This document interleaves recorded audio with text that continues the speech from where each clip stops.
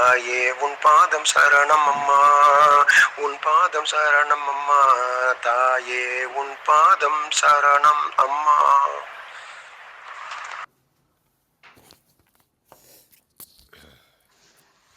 வாழ்க வையகம், வாழ்க வையகம், வாழ்க வளமுடன். வாழை அழைப்பு பற்றி ஐயா குணா ஐயா, நீங்கள் குழுவை பற்றி பார்த்துடலாங்க ஐயா. நம்ம இப்போ சரிங்க பாடல்கள் நம்ம 2 பேர் தாங்க இருக்கோம். நம்ம பாடல்களை பார்ப்போங்க ஐயா. சரிங்க நிச்சயமாங்கய்யா.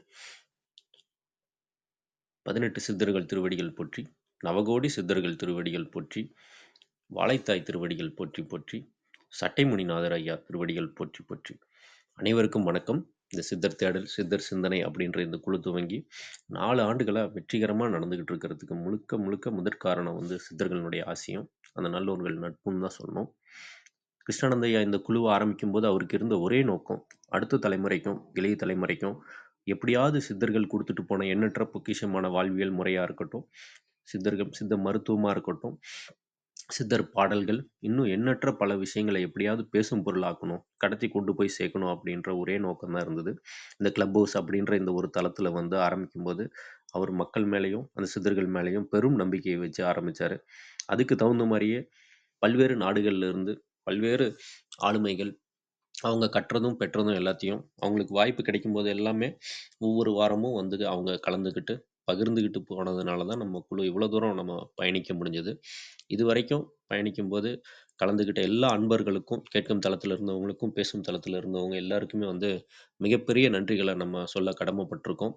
நம்ம தளம் ஒவ்வொரு வாரமும் ஞாயிற்றுக்கிழமை மாலை 6 மணிக்கு கூட்டுறது வழக்கம். 6 மணிக்கு கூடி 9 மணிக்கு நிறைவு செய்யலாம் அப்படின்ற ஒரு எண்ண ஓட்டத்தில் போயிட்டுருக்கு. ஆரம்ப காலகட்டத்தில் ஒரு அனுபவ பகிர்வாக இருந்த இந்த தளம் இப்போ ஒரு கிட்டத்தட்ட ஒரு 3 ஆண்டுகளுக்கு மேலே நம்ம சித்தர்கள் பாடல்கள் பார்த்துட்டு வந்துட்டுருக்கோம். அந்த வகையில் கிட்டத்தட்ட 1000 பாடல்களுக்கு மேலே நம்ம வாசிக்கிறதுக்கான வாய்ப்பு நமக்கு கிடைச்சிருக்கு. அதுக்கு பொருள் கூறுறதுக்கான முயற்சிகளில் நிறைய ஆளுமைகள் கலந்துக்கிட்டு அவங்களுக்கு வாய்ப்பு கிடைக்கும்போது எல்லாமே ஒவ்வொரு பார்வையும் முன் வச்சுருக்காங்க. அந்த வகையில் மிகப்பெரிய நன்றிகளை சொல்ல கடமைப்பட்டிருக்கோம். இது வரைக்கும் நம்ம பார்த்த சித்தர்கள் பாடல்கள், கடுவெளி ஐயா சித்தரனுடைய பாடல், காலங்கிநாதர் ஐயானுடைய பாடல், போகர் சமாதி தீட்சை, அழுகினி சித்தர் ஐயானுடைய பாடல், பாம்பாட்டி சித்தர் ஐயானுடைய பாடல், அகத்தியர் ஔவையாருடைய விநாயகர் அகவல், அகத்தியர் சித்தர் ஐயானுடைய பாடல், இடைக்காட்டு சித்தர் ஐயானுடைய பாடல், குதம்பை சித்தர் ஐயானுடைய பாடல், கருவூரார் சித்தர் ஐயானுடைய பாடல், அதுக்கப்புறம் பட்டினத்தார் ஐயானுடைய பாடல், பின்பு பத்ரகிரியார் ஐயானுடைய பாடல், இப்போ அதை தொடர்ந்து சட்டைநாதர் ஐயானுடைய முன் ஞானம் பாடல்கள் நம்ம சமீப காலமாக பார்த்துட்டு வந்துட்டு இருக்கோம். இது வரைக்கும் நம்ம 40 பாடல்களுக்கு மேலே சட்டைநாதர் ஐயானுடைய பாடலை வாசிக்கிறதுக்கான வாய்ப்பு கிடைச்சிருந்திருக்கு. இந்த வாரம் நம்ம தொடர்ந்து ஐயா 45வது பாடல்லேருந்து பார்க்க போகிறோம், 46வது பாடல்லேருந்து பார்க்க போகிறோங்களா ஐயா? ஆமாங்க ஐயா.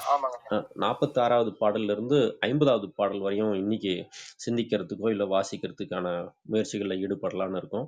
நம்ம தளம் நவம்பர் 2021 ரீப்ளேஸ் ஆனில் இருக்குது. நம்ம இப்போ சொன்ன வரிசையில் நம்ம சித்தர்களுடைய பாடல்களை பார்த்ததோ இல்லை அனுபவ பகிர்வாக இருந்த விஷயங்களை நீங்கள் கேட்கணுன்னா கூட ரீப்ளேஸ் ஆனில் இருக்குது. நீங்கள் தாராளமாக நீங்கள் கேட்கலாம். நம்ம தளத்தில் முழுக்க முழுக்க வாசி சார்ந்தே பார்க்கப்பட்டாலுமே எல்லா பார்வையுமே ஏற்றுக்கொள்ளப்படும். எல்லோருக்கும் பேசுறதுக்கு வாய்ப்பு கொடுத்து தளம் நிறைவு செய்கிறது நம்ம தளத்தினுடைய இன்னொரு சிறப்பு. நம்ம தளம் மட்டும் இல்லாமல் ஆன்மீக சிந்தனையும் சரி, மற்ற மானிடத்துக்கு பயனளிக்கிற விதத்தில் இயங்கிட்டு இருக்க எல்லா தளம் சார்பாகவும் மிகப்பெரிய நன்றிகளை சொல்ல கடமைப்பட்டிருக்கோம். நம்ம தளத்தில் பாடல்களுக்கு பின்பு முதல்ல சித்தர்கள் காப்பு பாடல் ஆரம்பித்து அதை தொடர்ந்து அந்த வாரத்துக்கு உண்டான சித்தர்கள் பாடலை பார்த்து அதுக்கு பொருள் கூறுறதுக்கான முயற்சிகளில் ஈடுபடுவோம். அதை தொடர்ந்து சித்தரியல் சிந்தனை, அதுக்கு அதை தொடர்ந்து வாழைத்தாய் தாலாட்டு பாடி நம்ம தளம் நிறைவு செய்கிறது வழக்கம். நம்ம அந்த பாடல்களை பார்க்கும்போது உங்களுக்கு எந்த பார்வை இருந்தாலுமே சரி தாராளமாக முன் வைக்கலாம். அந்த பாடலை வாசிக்கணுன்னாலும் சரி நீங்கள் மேலே பாடல்களை வாசிக்கலாம்.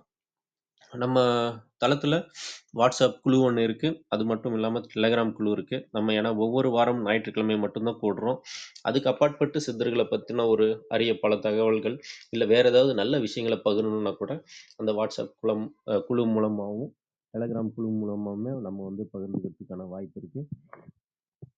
உங்களுக்கு யாருக்காவது ஏதாவது கேள்விகளோ இல்லை சந்தேகங்களோ இல்லை வேறு ஏதாவது பயன் தரக்கூடிய தகவல் ஏதாவது இருந்தாலோ இல்லை சித்தர் பீடங்களுக்கு உங்களுக்கு போன அனுபவங்கள் எதுவாக இருந்தாலுமே தாராளமாக மேலே பகிர்ந்துக்கலாம், ஹேண்ட் ரைஸ் பண்ணலாம். அப்படி கேட்கறதுக்கோ இல்லை பேசுறதுக்கோ வாய்ப்பில்லாத அன்பர்கள் உங்களுடைய கேள்விகளோ சந்தேகங்களோ இல்லை ஏதாவது தகவல்கள் இருந்தாலுமே நீங்கள் சேட் பாக்ஸில் போட்டால் கூட மாடரேட்டர் ஆகி அங்கே பார்த்துட்டு அதுக்கு பொருள் போடுறதுக்கான முயற்சிகளில் ஈடுபடுவாங்க. நமக்கு எவ்வளோ சொத்து பத்து பணம் எது இருந்தாலுமே சரி நம்ம விட்டுட்டு போனோம்னா அடுத்த தலைமுறையை எடுத்துப்பாங்க. ஆனால் நம்மளுடைய அனுபவங்கள் முழுக்க முழுக்க நம்ம கூடயே இருந்து நம்மளுடைய பல ஆண்டு பயணத்துல நமக்கு கிடைத்த விஷயங்கள் எல்லாமே பகிர்ந்து அது இன்னும் பல பேருக்கு போய் சென்றடையும். அந்த மாதிரி அனுபவ பகிர்வா எல்லாமே கொடுத்துட்டு போனதுனால நம்ம வாழ்க்கை மிகப்பெரிய மேன்மை அடைஞ்சு நம்ம நல்ல நிலைமையில இருக்கிறோம். இதையே நம்ம தொடர்ந்து பண்ணோம் அப்படின்னும் போது நமக்கு இவ்வளவு ஆண்டுகள் பயணம், மிக நீண்ட பயணம், நிறைய அன்பர்கள் நம்ம கூடயே பயணிச்சிருக்காங்க. எல்லாருக்குமே இந்த இடத்துல மிகப்பெரிய நன்றிகளை சொல்ல கடமைப்பட்டிருக்கோம். கேட்கும் தளத்துல இருக்கிறவங்களுக்கும் சரி, பேசும் தளத்துல இருக்கிறவங்களுக்கும் சரி, எல்லாருக்குமே இந்த இடத்துல நாங்க நன்றி சொல்ல கடமைப்பட்டிருக்கோம். இந்த வாரம் நம்ம சட்டைநாதர் ஐயானுடைய பாடல் 46வது பாடல்ல இருந்து 50வது பாடல் வரையும் பார்க்க போறோம். யாருக்காவது ஏதாவது பாடலை வாசிக்கணும்னாலும் சரி, அந்த பாடல் சார்ந்து எது பார்வை இருந்தாலுமே சரி, தாராளமா மேல பேசுங்க. பேசி பேசி தான் நம்ம இவ்வளவு தூரம் பயணிச்சிருக்கிறோம். இந்த வாரமும் நம்ம தொடர்ந்து பேசுவோம். தொடர்ந்து நம்ம பயணிப்போம். ரொம்ப நன்றிங்க ஐயா. ஐயா பாடல் பார்க்கலாங்களா ஐயா? ஐயா பார்க்கலாங்க. நீங்கள் ஏதாவது கருத்து பகிர்ந்துக்கிறீங்களா ஐயா? இல்லைங்கய்யா, நம்ம பாடலுக்கு போயிடலாங்க ஐயா. நல்லதுங்க. நம்ம 2 பேர் மட்டும் தான் இருக்கோம், வேறு யாரும் இல்லை. ஆ. இப்போ சமீப காலங்களில் யாரும் அதிகம் வர்றதில்லைங்க, நம்ம தான் இருக்கோம். நம்ம மட்டும் தான் பேசிகிட்டு ஆமாங்க இருக்கோம். ஐயா, ஆமாங்க ஐயா. அது ரீப்ளேஸ்லேயும் பெருசாக யாரும் ரீப்ளேஸ் கேட்குற மாதிரி இல்லை. சரிங்க. நம்ம அடுத்த கட்டத்துக்கு நகரலாமா அப்படிங்கிற ஒரு யோசனையும் இருக்குது. ஏன்னா மக்களுக்கு இது தேவையில்லை அப்படிங்கிற பட்சத்தில் நம்ம இதை இது பண்ணி என்ன பண்ண போகிறோம். வேறு இந்த நேர இதெல்லாம் நம்ம செய்கிறத விட நம்ம புத்தகத்துக்கான அந்த தொகுப்பை முழுச்சா இறங்கலாமான ஒரு எண்ணம் இருக்குது. சரிங்கய்யா, சரிங்கய்யா. அந்த மாதிரி கூட பண்ணலாங்கய்யா. ஏன்னா அது நம்ம எல்லோரும் சேர்ந்து எடுக்கிற முடிவு தான். இது கூட்டு முயற்சி. தனியாக ஒரு மனிதனாக சாத்தியக்கூறுகள் இல்லை அப்படிங்கிறது தான் எனக்கு தெரியுது. அதுக்கான கூட்டு முயற்சியில் தான் நம்ம உழைக்க வேண்டியிருக்குங்க. நிச்சயமாங்கய்யா.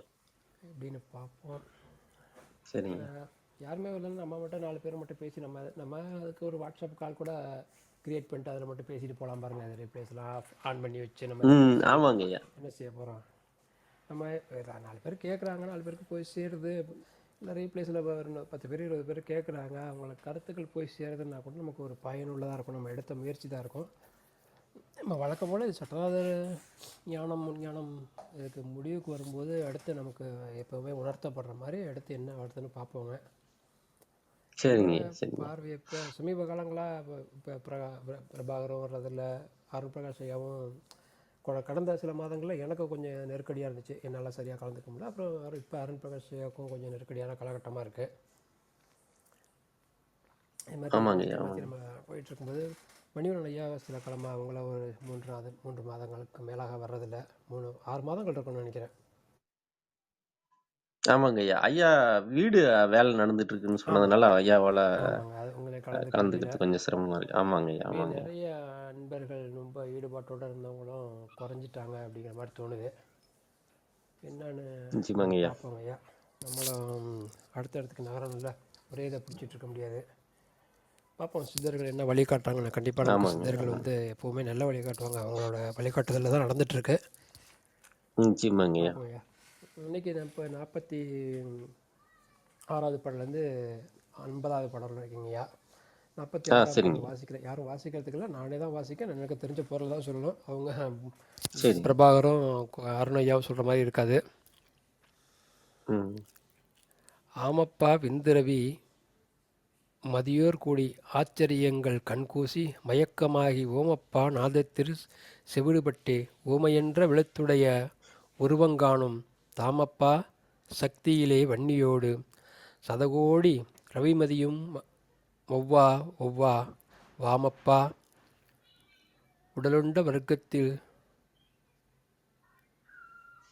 வாமப்பாலுண்ட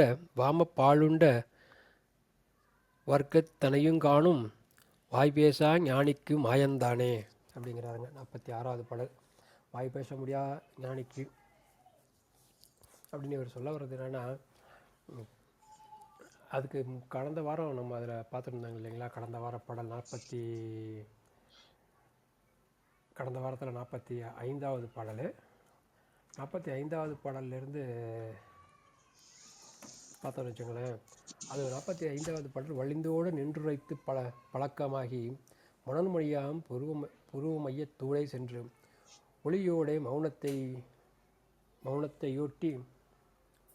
மௌனத்தையோட்டியதாய் உத்தமனே சாம்பவியை கண்டுகொள்வாய். சாம்பவி முத்திரன்னு சொல்கிறாங்க இல்லைங்களா, அந்த 45வது பாடல் சொல்லியிருக்காங்க. நெளிவோ போ எல்லளவும் யோக மார்க்கம் நின்றவனே சிவயோகி நினைவாய் கேளு தெளிவோட விந்து ஒன்று குருபதத்தில் தேக்கப்பா மௌனத்தை தாரையாமே அப்படிங்கிறாங்க. மௌனத்தாரை சித்திக்கும் அப்படிங்கிறத அந்த பாடலில் சொல்லிட்டு அடுத்து 46வது பாடலை இந்த மாதிரி ஆரம்பிக்கிறாங்க. ஆமப்பா, அதுக்கு கடந்த பாடலுக்கு ஆமப்பா அதுக்கு உத்தரவாதம் கொடுக்குற மாதிரி ஆமப்பா விந்து ரவி மதியோர் கோடி, ரவின்னா சூரியன், மதினா சந்திரன்னு சொல்லுவாங்க, ரவியோர் கோடி. அப்போ தான் இவங்க சேரும்போது தான் சூரிய சந்திர இடக்கலை பெண்களின்னு நம்ம சொல்கிறோம். சந்திர நாடி சூரிய நாடி இரண்டும் சேர்ந்து அந்த சூட்சமம் நாடியான நமக்கு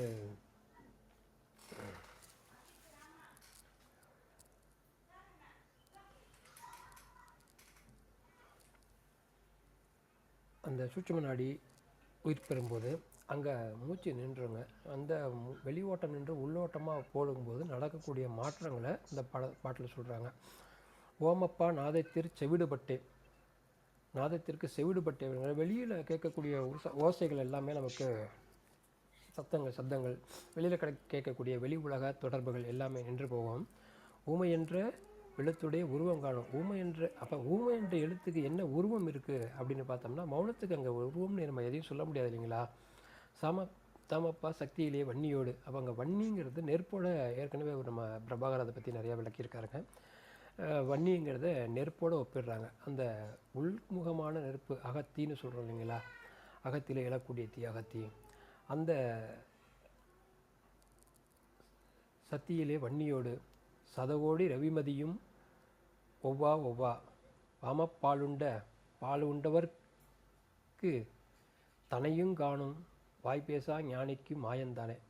இந்த மௌனத்துக்கு போயிட்ட ஞானிக்கு இது எல்லாமே மாயம் அப்படிங்கிறார். இது எல்லாம் கடந்து போகக்கூடிய அந்த ஒரு நிலையை குறிக்கிறதாங்க அந்த பாடலை பார்க்குறேன். இப்போ நம்ம வாசியோகம் என்றெல்லாம் பேசிகிட்டு இருக்கோம் இல்லைங்களா, இதை கடந்த ஒரு நிலையை சொல்கிறதா அந்த பாடலை பார்க்குறேங்க ஐயா. உங்களுக்கு வேறு ஏதாவது புரியுதுங்களா ஐயா? நீங்கள் ஏதாவது பகிர்ந்துக்கிறீங்களா ஐயா? ஐயா, அருமையாக சொன்னீங்க ஐயா. நீங்கள் சொன்னது ஏற்புடையதாக இருக்குங்க ஐயா. ஐயா, வேற யாரும் தளத்தில் இல்லைன்னா நம்ம அடுத்த பாடல் கூட போயிடலாங்க ஐயா. வேறு யாரும் இல்லைங்க, நம்ம 2 பேர் தாங்க இருக்கோம். சரிங்க. அப்போ 47வது பாடல் பார்க்கலாம். சரிங்கய்யா. இங்கே 47வது பாடலில் அதுலேருந்து தொடருங்க. தானென்ற சிவத்துக்குள் மௌனஞ்சொன்றால் சதகோடி நவகோடி வன்னிரவி சோமன். வன்னினா நெருப்புங்க, ரவினா சூரியனை சொல்கிறாரு, சோமன்கிறது சந்திரன். இவங்க நமக்கு எல்லாமே தெரிஞ்சதுதாங்க. வன்னி ரவி சோமன் பானென்ற பரத்தின் கீழ் முப்பால் உண்டு பார்மகனே அகங்காரம் ஒன்று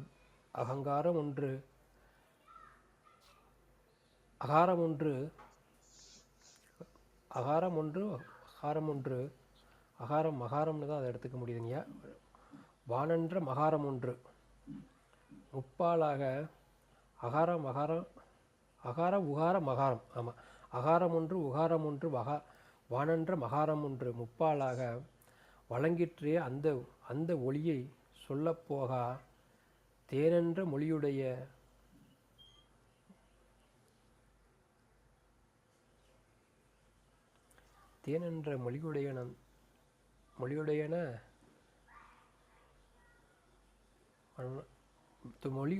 ஆனந்தத்தை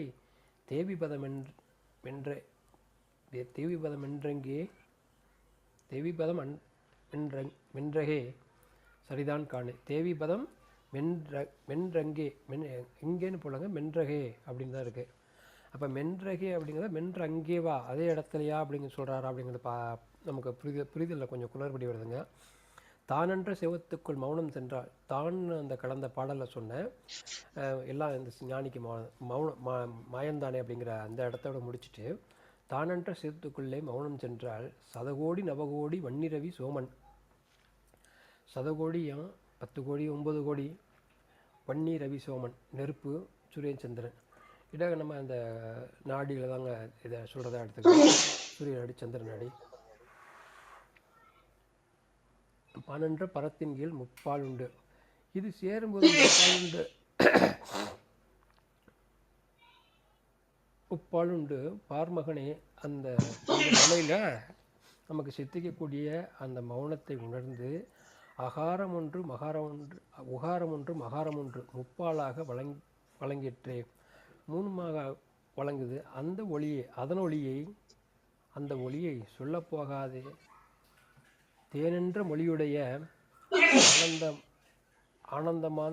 ஆனந்தமானந்ததை தேவிபதம் என்றே சரிதான் கண். அந்த அகாரம் உகாரம் உகாரம் மூன்றும் சங்கமிக்கக்கூடிய அந்த இடத்துல நம்ம எல்லாருமே பேசக்கூடிய ஆக்னா சக்கரம், நம்ம வாசி யோகத்தில் சொல்லக்கூடிய உள்ளொளி, இது எல்லாம் கிடைக்கக்கூடிய அந்த இடத்துல அடையக்கூடிய அந்த ஆனந்த நிலையை நல்லா சொல்கிறாருங்கய்யா. அப்படி தாங்க புரிஞ்சுக்க முடியுது. உங்களுக்கு வேறு எதுவும் கருத்து இருந்துச்சுன்னா சொல்லுங்க ஐயா. ஐயா அந்த அந்த ஓம்ன்ற விஷயத்த ஐயா விளக்குற மாதிரி தோணுச்சுங்க ஐயா. அதான் அந்த வெட்ட வெளியை சொல்றதும் சரி, ஆகாயத்தை சொல்றதும் சரிங்க. ஆமாங்க, அந்த இடத்துல பிரணவத்தை விளக்குறாரு, அப்படிதாங்க எடுத்துக்க முடியுது. ஆமாங்கய்யா ஆமாங்கய்யா, ரொம்ப சிறப்பா இருந்ததுங்கய்யா. வேறு யாரும் இல்லைங்கய்யா, நம்ம மட்டும்தான் இருக்கோம். நீங்கள் வேறு உங்களோட அனுபவங்கள் எதுவும் பகிர்ந்துக்கிறதுனால பகிர்ந்துக்கோங்க, நமக்கு கொஞ்சம் வாய்ப்பு கிடைக்கும். நிச்சயமாங்கய்யா. ஐயா பாடல் பார்த்து முடிச்சுட்டு கூட பேச ஆரம்பிச்சுக்கலாங்களா ஐயா? இப்போ 48வது பாடலுக்கு போயிடலாங்களா ஐயா? சரிங்க. சரி, ஆமாங்கய்யா, 48வது பாடலுங்க.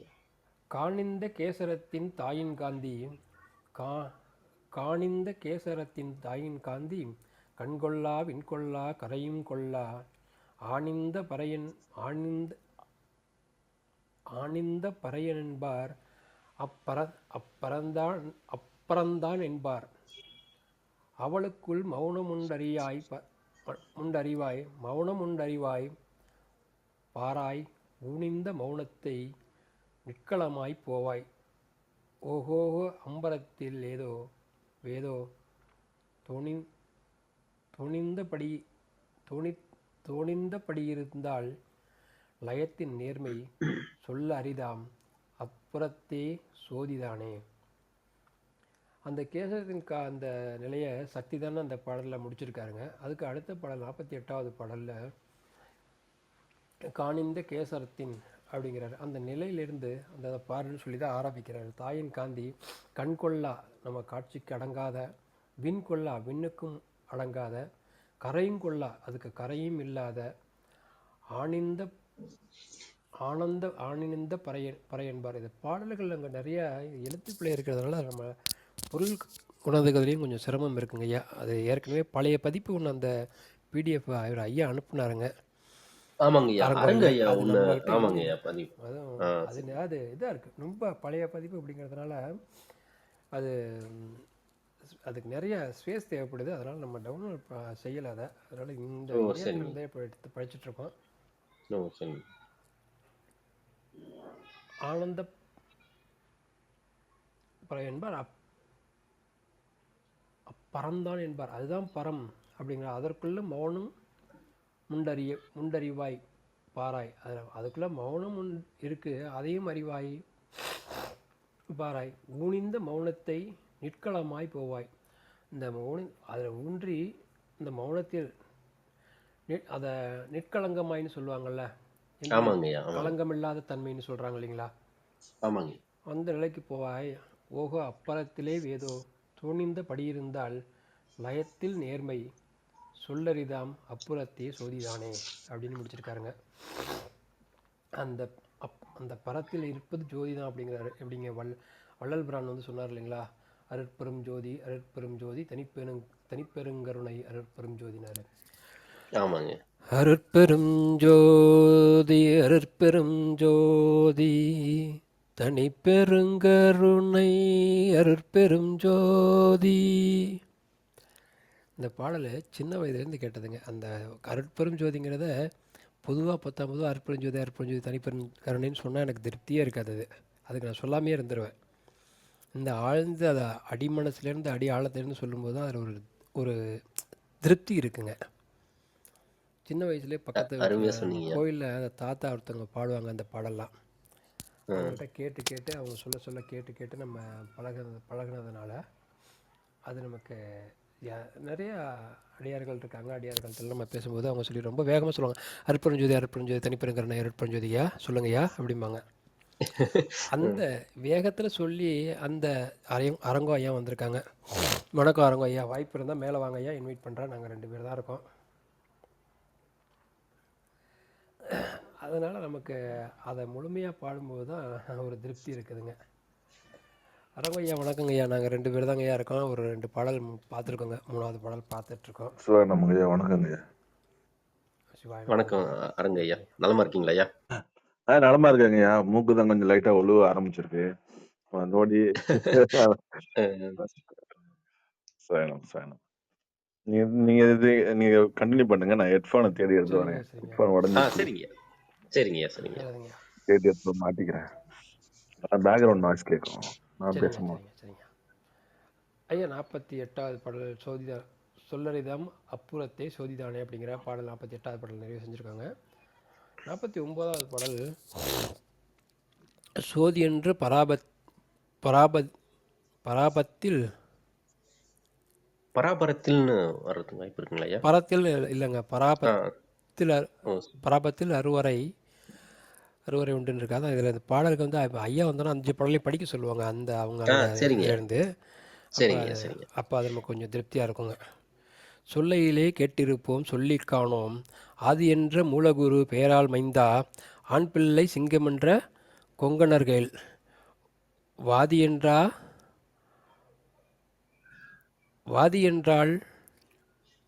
வளர்வாதி ஞானவாதி மகத்தான குளிகையிட்ட சித்தன்வாதி, பேதி என்றால் மேரு போலேயும் பண்ணும் பெருவாதி ரசவாதி பேருள்ளோனே. இதில் வந்து ரசவாதம் நம்ம முன்னாடியே பேசுறதுங்க. ரசவாதம்னு இங்கே நம்ம பேசப்படுறது சித்தர்கள் வந்து தன்னைத்தான் வன்னிங்கிறதுக்கு நெருப்புன்ற பெயரும் இருக்குது, தங்கம்ன்ற பெயரும் இருக்குன்றதை நம்ம பேசியிருக்கோங்க. அதில் இருக்க அந்த தன்மையை பற்றி 1000 கோடி சூரிய நம பிரகாசம் அப்படிங்கிறாங்க. அந்த தன்மை நமக்கு இறைய கருணை இறைய காட்சி நம்ம கிடைக்கும்போது எப்படி வெளிப்படும் அப்படிங்கிறத அவங்க அதில் சொல்லியிருக்காங்க. முன்னாடியே நம்ம பல முறை அதெல்லாம் பேசியிருக்கிறத. அந்த அடிப்படை இதெல்லாம் சோதி என்ற பராபரத்தில் உள்ள வரையுண்டு, சொல்லையிலே கேட்டிருப்போம் சொல்லி காணும். இந்த சோதி என்ற பராபரத்தில் இருக்குது அப்படிங்கிறத சொல்லி கேட்டிருப்போம், ஆனால் சொல்லி காணும். ஆதி என்ற மூலகுரு பேரால் மைந்தா, ஆண் பிள்ளை சிங்கம் என்ற கொங்கணர்கள். கொங்கணருக்கு சொல்கிறதா இருக்குங்க இந்த பாடல். கொங்கணருக்கு சொல்கிறதா இல்லை பொதுவாக இல்லை வேறு எதுவும் பொருள் இந்த இடத்துல சொல்கிறாங்களா அப்படிங்கிறத ஐயா சொல்கிறாங்களான்னு தெரியலிங்க. வாதி என்ற அலர்வாதி ஞானவாதி, உலர்வாதின்னு படிக்கலாம். அலர்வாதி ஞானவாதி மகத்தான குளிகையீட்டன் சித்தன்வாதி. குளிகையீட்டு சித்தன் தான் வாதி. வாதி அப்படிங்கிறதுக்கு ஒரு இதுக்கு இருக்குங்க. வாதினா ரசவாதிங்கிற ஒரு பொருளும் இருக்குது. ரசவாதம்ங்கிறதே நமக்குள்ளே நம்ம ஏற்படுத்தக்கூடிய மாற்றம் தான் அப்படிங்கிறது சித்தர்களோட பார்வை. ரசவாதங்கிறது தங்கம் செய்கிறது, நிறைய பேர் தங்கம் தேடுறதுல தீவிரமாக இருக்காங்க. அது எந்த அளவுக்கு சாத்தியக்கூறுகள் இருக்குது, அப்படி எல்லாரும் தங்கம் செஞ்சு தங்கம் கிடச்சிருந்தா அந்த உலகம் வேறு உழைப்புக்கு தேவையில்லாத இடமா இருந்திருக்கும். அதையே நம்ம இன்றைக்கி கூட ஒரு இதில் பேசிகிட்டு இருந்தோம். உலகம் பூரா எல்லாருமே சித்தர்களும் ஞானிகளும் யோகிகளும் மகான்களும் நமக்கு ஏன் ஆன்மீகத்துக்கான பாதைகளை கொடுக்குறாங்க, இந்த மாதிரி தவ முறைகளையும் தியான முறைகளையும் சொல்லிக் கொடுக்குறாங்க, பிரார்த்தனைகள் சொல்கிறாங்க, வழிமுறைகளை சொல்லிக் கொடுக்குறாங்க அப்படின்னா அவங்களுக்கு தெரியும் இந்த உலகத்தில் எது நிலையானது எது நிலையற்றது அப்படிங்கிறப்ப. அவங்க நிலையானதே தேடி பயணப்பட்டவங்க, நிலையானதை உணர்ந்தவங்க, நிலையானதுக்கான வழி தான் காட்டுவாங்க. இன்று கூட ஒரு இடத்துல அதை பற்றி பேசிகிட்டு இருந்தாங்க. மகாகுரு பாபாஜிக்கிட்ட போய் கேட்குறாங்க, லாகரி ஐயா போய் அவங்க கேட்கும்போது, இந்த உலகத்து மேலே உங்களுக்கு கருணை இல்லையா அப்படின்னு கேட்குறப்ப, அப்போ தான் அவங்க வந்து மறைந்து போன அந்த கிரியா யோக முறைகளை வெளிக்கொண்டு வராங்க, சொல்கிறாங்க. இதை நான் உனக்கு சொல்லிக் கொடுக்குறேன், நீ மக்களுக்கு சொல்லு, இதிலேருந்து அவங்க மேன்மை அடைவாங்க அது அப்படின்னா. அப்போ மக்கள் கஷ்டத்தில் இருக்காங்க. அந்த காலகட்டம் ஆங்கிலேயர்கள் வந்து இந்தியாவை ஆட்சி செய்து கொண்டிருந்த காலகட்டம், மக்கள் வந்து வறுமையில் வாழிய காலம், ஏகப்பட்ட நோய் நொடிகள்னு உலகத்தை இருந்து. அப்போ எல்லாம் தெரிஞ்ச சித்தர்கள், இவ்வளோ ஞானிகளும் மகான்களும் யோகிகளும் வாழ்ந்த இந்த புண்ணிய பூமியில் அவங்க தங்கம் செய்கிற வித்தைகளை தெரிஞ்சுக்கிட்டு எல்லாருக்கும் சொல்லி கொடுத்துருக்கலாமே அப்படின்னு நம்ம சாதாரணமாக சராசரி மாநிலத்தன்மையிலிருந்து யோசித்தோம்னா அவங்க ஏன் அதை செய்யலை அப்படின்னு பார்க்கும்போது, தங்கமாக ரசவாதம் அப்படிங்கிறது தன்னைத்தானே மெருகேற்றி கொள்ளக்கூடியது. இந்த தங்கத் தேடல் அப்படிங்கிறது உலகம் முழுக்க இருக்குது. உலகம் முழுக்க தங்கத்தை தேடிய அலைந்த குழுக்களும் மனிதர்களும் இந்த உலகம் முழுக்க அதிகம். அதை பற்றி நம்ம என்ன பேசணும்னா நிறைய பேசிகிட்டு இருக்கலாம். வரலாற்று ரீதியாக அவ்வளோ பேர் தேடி இருக்காங்க. வெவ்வேறு உலகங்களை அவங்க வெவ்வேறு நாடுகளை தேடி சென்றடைந்ததுக்கு காரணம் என்னென்னா, அவங்கக்கிட்ட தங்கம் இருக்குது அப்படின்னு சொல்லி அங்கேருந்து எடுத்துகிட்டு வரலாம் அப்படிங்கிறதுல தான் சொல்லுவாங்க. அந்த மாதிரி தங்கம்ங்கிறது ரசவாதி, பெருவாதி ரசவாதி பேருள்ளோனே அப்படிங்கிறாருங்க. இப்போ பெருவாதி ரசவாதின்னு பேருள்ளவன் நீ தான் அப்படின்னு சொன்னால், அதுக்கு உன்னோட உடம்பை நீ தங்கமயமாக மாற்றக்கூடிய சக்தி உனக்கு இருக்குப்பா அப்படின்னு சொல்கிறாருன்னு புரிஞ்சுக்க முடியுதுங்க ஐயா. 49வது பாடலில் நிறைவில். அரங்கய்யா, நீங்கள் ஏதாவது பகிர்ந்துக்கிறீங்களா ஐயா? ஹெட்ஃபோன் எடுத்துட்டிங்களா? எடுத்துட்டேங்கய்யா. இப்பதான் புத்தகத்தை பெறலிக்கிட்டு இருக்காங்கய்யா. வந்துட்டேங்கய்யா. அப்படின்னா சொல்கிறேங்க. நானும் இப்ப இந்த எத்தனை 50வது பாடலையும் நான் வாசிச்சிட்றேங்க. நான் என்னோடய பார்வையை சொல்லிடுறேன். அப்புறம் நீங்கள் 5 பாடலையும் 46லேருந்து 50 வரைக்குங்க இன்றைக்கி இந்த வாரம். அதை நீங்கள் தொடர்ந்து உங்கள் அந்த ஒரிஜினல் காப்பிலேருந்து ஒரு முறை படிச்சிடலாங்க ஐயா. அப்போ தாங்க சிறப்பாக இருக்கும்னு தோணுங்க. நான் இந்த பாடலை நான் அதை ஒரு முறை படிச்சிடறேங்க. 50வது பாடலை அதை நான் கொஞ்சம் பார்த்துருவேங்க. பேருள்ள கொங்கணர்தாம் குளிகையிட்டு பேரான பூரணத்தில் பூரணத்தில்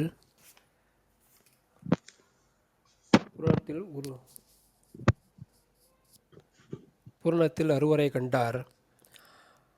ஆருள்ளா உலகத்தில் வரை குறை சொல்ல ஆச்சரியம் சித்தருக்கு கீர்த்தி வைத்தார். நேருள்ள அடியர்களோடு முனிவரையா நேராக சமாதியிலே கண்டோர் உண்டு. தாருள்ள சலத்தோடுஞ் சென்றாரில்லை. சமர்த்தானம் மனத்திடத்தே சக்திதானே அப்படிங்கிறார். பேருள்ள கொங்கணரை பற்றி அங்கே சொல்லிட்டு, பேருள்ள கொங்கனை குளிகையிட்டு பேரான பூரணத்தில் உறைவார், பூரணத்தில் அறுவரை கண்டார் அப்படிங்கிறாரு. பூரணத்தில் அறுவரை கண்டார். அந்த பூரணத்தில் அறுவரை கண்டார் அப்படின்னா அந்த அறுவர் அப்படிங்கிறது யார் அப்படின்னு யாரை சொல்கிறாருங்கிறது அந்த அர்த்தம் சரியாக புரியுதல் இல்லைங்க. ஆருள்ளார் உலகத்தில் அருளார் உலகத்தை குரு சொல்ல, குரு சொல்ல ஆச்சரியம் சித்தருக்கு கீர்த்தி வைத்தார். கீர்த்தி வைத்து நேருள்ள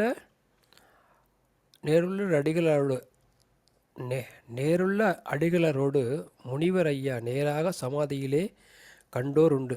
அவரை நேராக சமாதியிலையும் கண்டிருக்க. சமாதி நிலையில் இருந்ததை சொல்கிறாரா இல்லை சமாதியில் இருந்ததா சொல்கிறாரான்னு தெரிலிங்க. தாருள்ள சலத்தோடும் சென்றாரில்லை. சலத்தோடும் சென்றால் நீரோடு போகலை அவர் அப்படிங்கிறத அந்த இடத்துல சொல்கிறாருங்க. சமர்த்தான மனத்திட சக்தி தானே அப்படிங்கிறாரு. மனத்தின் சக்தியை இந்த இடத்துல சொல்கிறாருங்க. பெருசாக ஐயா சொல்லியிருக்காருங்க. அந்தளவு தாங்க 50வது பாடல் நிறைவு செய்து. வேறு உங்களுக்கு உங்களோட புரிதல்கள் நீங்கள் பகிர்ந்துக்குங்க ஐயா. நன்றிங்க ஐயா. வாழ்க வளமுடன். நான் ஒரு முறை 5 பாடலையும் ஆமாங்க, படிக்கிறேங்க. படிச்சிருங்க. முதல் முறையா ஆமப்பா 56வது பாடலுங்க. ஆமப்பா விந்துவிலே ரவி மதி ஓர் கோடி ஆச்சரியம் கண்டு கூசி மயக்கமாகி ஆமப்பா நாதத்தில் செவிடுபட்டு ஊமை என்ற வலுத்துடைய இருவம் காணும் தாமப்பா சத்தியிலே வன்னியோடு சதகோடி ரவிமதியும் ஒவ்வா ஒவ்வா ஒவ்வா ரவிமதியும் ஒவ்வா வரமப்பால் உண்டவர்க்கு இத்தனையும் காணோம் வாய்பேசா ஞானிக்கு மாயம்தானே. 46. தானென்ற சிவத்துக்குள் இப்ப நான் ஃபுல்லா ஒரு தடவை வாசிச்சிடுறேன், ஏன்னா கடினமா இருக்கு. முதல் முறை வாசிக்கிறேன். தானென்ற சிவத்துக்குள் மௌனம் சென்றால் சதகோடி நவகோடி வன்னிரவி சோமன் பால் என்ற பரத்தின் கீழ் முப்பால் உண்டு பார்மகனே அகாரம் ஒன்று முப்பாலாக வான் என்ற மகாரம் ஒன்று உகாரம் ஒன்று வழங்கிற்று அதன் ஒளியை சொல்லப் போகா தேனென்ற மொழியுடைய அமனந்தத்தை தேனென்ற மொழியுடையன் அமனன் அமன் அமனான் ஆனந்தத்தை நினைக்கிறேன். மொழிவுடைய மொழிவுடைய மொழிவுடையன மானந்தத்தை தேவியிட பதமென்றே சேகரித்தான் காணே. நீங்க பிரிச்சு எப்படி போட்டிருக்கீங்கன்னு தெரியல, நான் அதை திருப்பி வரேன், பிரிச்சு பார்க்கறேன். 47வது பாடல்ல அந்த இடத்துல என்ன பிரிச்சிருக்காங்கன்னா, மொழியுடைய மன ஆனந்தத்தை, ஓகே, மொழிவுடைய மன ஆனந்தத்தை தேவியிட பதமென்றே சேகரித்தான் காணே. காணிந்த சேகரத்தின் தாயின் காந்தி கண்கொள்ளாவின் விண்கொள்ளா கரையும் கொள்ளா ஆனிந்த பறையென்பார் அம்பரம் தானென்பார் அவளுக்குள் மௌனமுண்டு அறிவு கொண்டு பாரு. ஊனிந்த மௌனத்தை நிஷ்களமாய் போவாய் ஓகோகோ அம்பரத்தில் ஏதோ வேதா தோனிருந்த பணி இருந்தா லயத்தின் நேர்மை.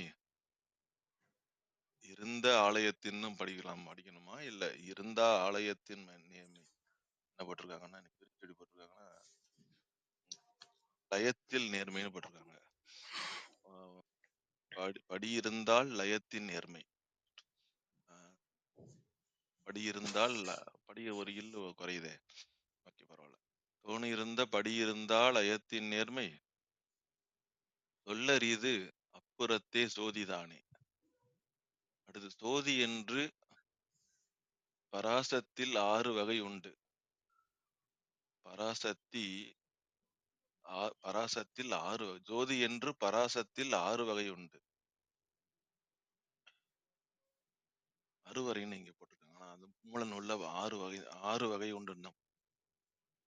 சொல்லையிலே கேட்டிருப்போம் சொல்லி காணோம் ஆதி என்ற மூலகுரு பேரான மைந்தா ஆண் பிள்ளை சிங்கமென்ற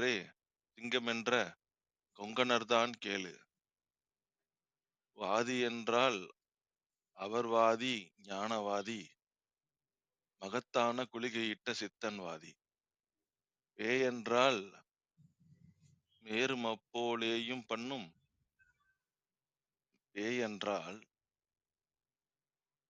பேயென்றால் மேருமப்போலேயும் பண்ணும் பெருவாதி பேருள்ளானே. 49. அடுத்த 50வது பாடல்.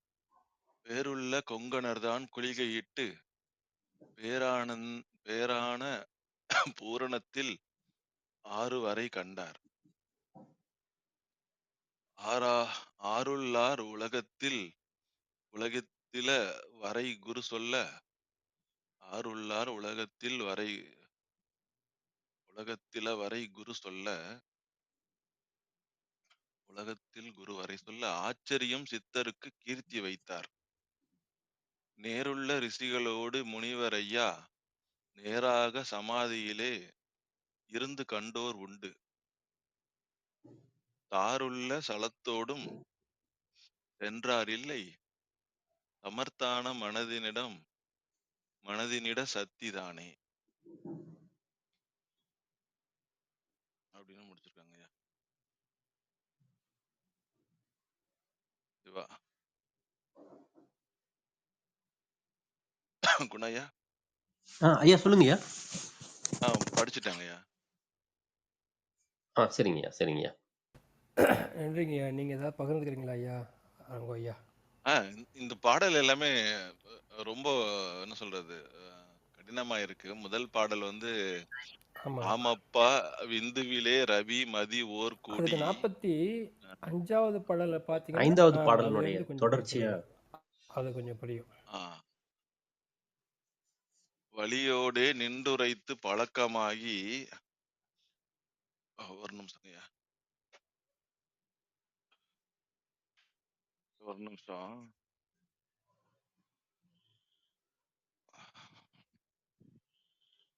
வழியோடு நின்றுரைத்து பழக்கமாகி மனோன்மணியாம் புருவ மையத்து ஊடே சென்று ஒளியோடு மௌனத்தை ஓட்டியூதும் உத்தமனே சாம்பவியை கண்டுகொள்வாய். தெளிவோடே இவ்வளவும் யோக மார்க்கம் நின்றவனே சிவயோகி நினைவாய்க்கேளு. தெளிவோடே விந்துவென்ற குருபதத்தில் நின்று தாக்கப்பா மௌனத்தை தாரையாமே. விந்துங்கிறது நம்ம அந்த புருவ மத்தியில உள்ள அந்த இதை தான் சொல்லுவாங்கன்னு நினைக்கிறேன் இல்லைங்கய்யா. ம், அதாங்க விந்தநாதமாக சொல்கிறாங்க ஐயா. ஆமா, அந்த இடத்துல கூடும் பறை நாத விந்து கலாதி நமோ நமன்னுவாங்க. அந்த ஓங்கார நாதமும் பரநாதமும் இந்த உடம்புல உள்ள அந்த இதுவும் சேர்ற இடம். சரிங்க, சரிங்க. அது புருவ மத்தி நெட்டை கூடுதல் நிறைய நிறைய வார்த்தையில சொல்லுவாங்க. ஆமாப்பா விந்துவிலே ரவி மதி அத நம்ம சூரிய சந்திரகலைகள் இந்த இதுல கூடுற இடம் அப்படின்னு சொல்றாங்க. ஆச்சரியம் கண்டு அது கூடி ஆச்சரியம் கண்டு, ஆச்சரியம்ங்கிறது இறைவனை கூட நம்ம வச்சுக்கலாம். ஏன்னா இருக்கிறதுலே மிகப்பெரிய ஆச்சரியம் அவர்தான். ஆமப்பா நாதத்தில் செவிடுபட்டு நாதம் அடங்குது. அந்த ஊமை அதாவது அசபை கூடுறது. நாதத்தில் படுதல் என்பது நம்ம குண்டலியோடு கூடிய அசபை. பேசா எழுத்தும் பெருவெழுத்தும்னு சொல்லுவாங்க. அந்த பேசா எழுத்து ஊமை என்ற வழுத்துடைய விடுபட்டு ஊமை என்ற வழுத்துடைய உருவம் காணும்னு நினைக்கிறேன். இங்க விருவம்னு போட்டிருக்காங்க. உங்களுக்கு என்ன போட்டிருக்காங்கன்னா முடிச்சு போட்டதுல என்ன போட்டிருக்காங்கன்னா என்ற எழுத்துடைய உருவம் தான் போட்டிருக்காங்க. ஓகே. ஊமை என்ற எழுத்துடைய உருவம் காணும் தாமப்பா தத்தியிலே வன்னி. வன்னி என்பது உயிர் நெருப்புன்னு சொல்லுவாங்க, வெளிச்சம்னு சொல்லுவாங்க. நம்ம உடம்புல உள்ளதான் வன்னி. கூடு நம்ம வன்னி போச்சுன்னா நம்ம போயிட வேண்டிதான். அதனால அந்த சத்தியிலே வன்னியோடு சதகோடி ரவிமதி ஒவ்வாய் ஒவ்வா வரமப்பால் உண்டவர்க்கு இத்தனையும் காணோம். உண்டவர்க்கு இத்தனையும் காணோம். உண்டவர்க்கு இத்தனையும் காணோம். வாய் பேசா ஞானிக்கு மாயம்தானே. அவங்கெல்லாம் வந்து அப்படி பார்த்தவர்கள் மாயத்தை காண மாட்டார்கள் அப்படிங்கிறாங்க. இந்த மாதிரி வாய் பேசாம மயங்கி நின்று அது அந்த நாதத்தையோட கலந்து புருவ மத்தியில அந்த இதை தாரையாக வாங்கினவங்களுக்கு 45வது பாடல சொன்ன அந்த தாரையா குந்தியிலே வைத்த அந்த அமிர்தத்தை உண்டவர்களுக்கு இந்த வாய் பேசாம இது எல்லாமே மாயமாயி தெரியும். மாயமே அவங்களுக்கு வந்து அவர்கள் காண மாட்டார்கள் அப்படின்னு சொல்றாங்க. முன் ஞானம்ங்கிறதுனால நெகட்டிவா சொல்றாங்க. அதாவது இதெல்லாம் அவங்க அடைந்தனால அவங்க இதெல்லாம் பார்க்க மாட்டாங்கங்கிற மாதிரி சொல்றாங்க. தான் என்ற சிவத்துக்குள் மௌனம் சென்றால் தான் என்பது தன்னை தானறிய அப்படின்னு சொல்லுவாங்க. அந்த தன் என்பதும் சிவத்தை குறிக்கும். ஜீவன்ல உள்ளது தான்னு சொல்லுவாங்க. ஒரு நிமிஷங்க.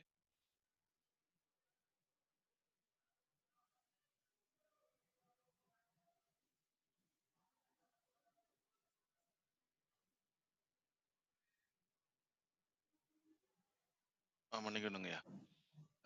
தான் என்ற சிவத்துக்குள் மௌனம் சென்றால் சதகோடி நவகோடி வன்னி ரவி சோமன். இந்த தான் என்ற சிவம்ங்கிறது இப்போ உடம்புல உள்ள அந்த சிவத்தை சொல்றாங்க. அது அது மௌனம் மௌனம் மேல சொன்ன அந்த வாய் பேசா மௌனம் வந்து அடைபட்டால் சதகோடி நவகோடி வன்னி ரவி சோமன் பால் என்ற பரத்தின் கீழ் முப்பால் உண்டு. ஆஹ் அந்த முப்பால்னு சொல்லுது பால் உண்டுன்றது. இது வந்து இந்த ஆஹ் அகார கீழே சொல்றாங்க அகாரம் மங்கை. அகாரம் ஒன்று முப்பாலாக வானென்ற மகாரம் ஒன்று உகாரம் ஒன்று அப்படிங்கிறாங்க. அங்கே சொல்றாங்க அகரம் என்பது உயிருக்கு முதல், அதான் பார் என்று உலகம் அப்படிங்கிறது. வான் என்பது மகாரமும் உகாரமாக இருக்கிறது. வான் என்பது மகாரமாகவும், பூமி அல்லது உடல் என்பது பாராகவும் உகாரமாகவும் இந்த மூணும் சேர்ந்து அதன் ஒளியாக சொல்ல அந்த அகர உகார மகாரம் வந்து ஓம் என்ற அந்த அந்த அதனுடைய வடிவத்தை சொல்றாங்க. அந்த ஒளியை சொல்ல போகா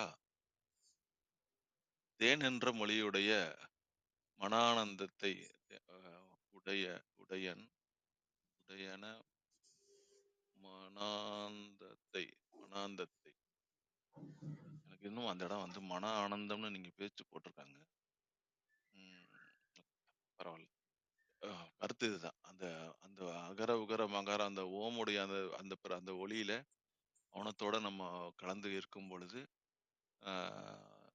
தேவியிட பதம் என்று இந்த இந்த சக்தியினுடைய திருவடியை நம்ம வந்து அடைவோம், சேருவோம் அப்படிங்கிற அந்த நிலை. பதம் என்பது நிலை, பொசிஷன் அல்லது அந்த ஸ்டேஜை நம்ம வந்து சேகரிப்போம் அப்படிங்கிறாங்க. அந்த சிவத்துக்குள்ள வந்து மௌனமாகி நின்று நெட்டை கூடும் பொழுது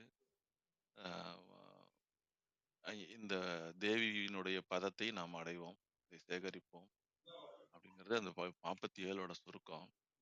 48வது பாடல் காணிந்த சேகரத்தின் தாயின் காந்தி என்பது வெளிச்சம்னு நினைக்கிறேன். வெளிச்சம், சூரிய காந்தி அப்படின்றது அந்த சூரியத்துக்கு முகம் காட்டக்கூடிய அந்த மலரை குறிக்கிறது. காந்தி என்பது பொதுவா வடமொழி சொல்ல வெளிச்சம் அப்படின்றது. காணிந்த சேகரத்தின் தாயின் காந்தி கண்கொள்ளா விண்கொள்ளா கரையும் கொள்ளா ஆனிந்த பறையென்பார் அம்பரம் தானென்பார் அவளுக்குள் மௌனம் உண்டு அறிவு கொண்டு பாரு. இப்ப மேலேயே அந்த மௌன நிலையை தான் சொன்னாங்க. அந்த மௌன நிலையை அடைய வேண்டும், அதை அறிவு கொண்டு பார்க்க சொல்றாங்க. இங்க அறிவுங்கிறது ஞானம் அப்படின்றத எடுத்துக்கலாம். பொதுவா அறிவுங்கிற சொல்ல வந்து ஞானத்தை தான் குறித்தது ஒரு காலத்துல. அப்புறம் தான் அது பேரறிவு சிற்றறிவுன்னு பிரிச்சு புலவர்கள் வந்து அதை ஒண்ணு அறிவுனாலே அப்புறம் பேரறிவா சிற்றறிவான்னு விளக்கி சொல்ல வேண்டிய நிலைமைக்கு இப்ப தள்ளப்பட்டிருக்கோம். அறிவு கொண்டு பாரு அப்படின்னு சொல்றது பேரறிவை தான் குறிக்கும். இயல்பாவே அறிவு தான், பேரறிவை தான் குறிக்கும்.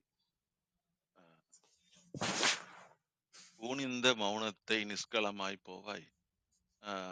ஊனுதல் என்பது நிலைத்தல் அப்படிங்கிறது. அறிவு கொண்டு பாரு, அதில் ஊனியிரு அப்படின்றது.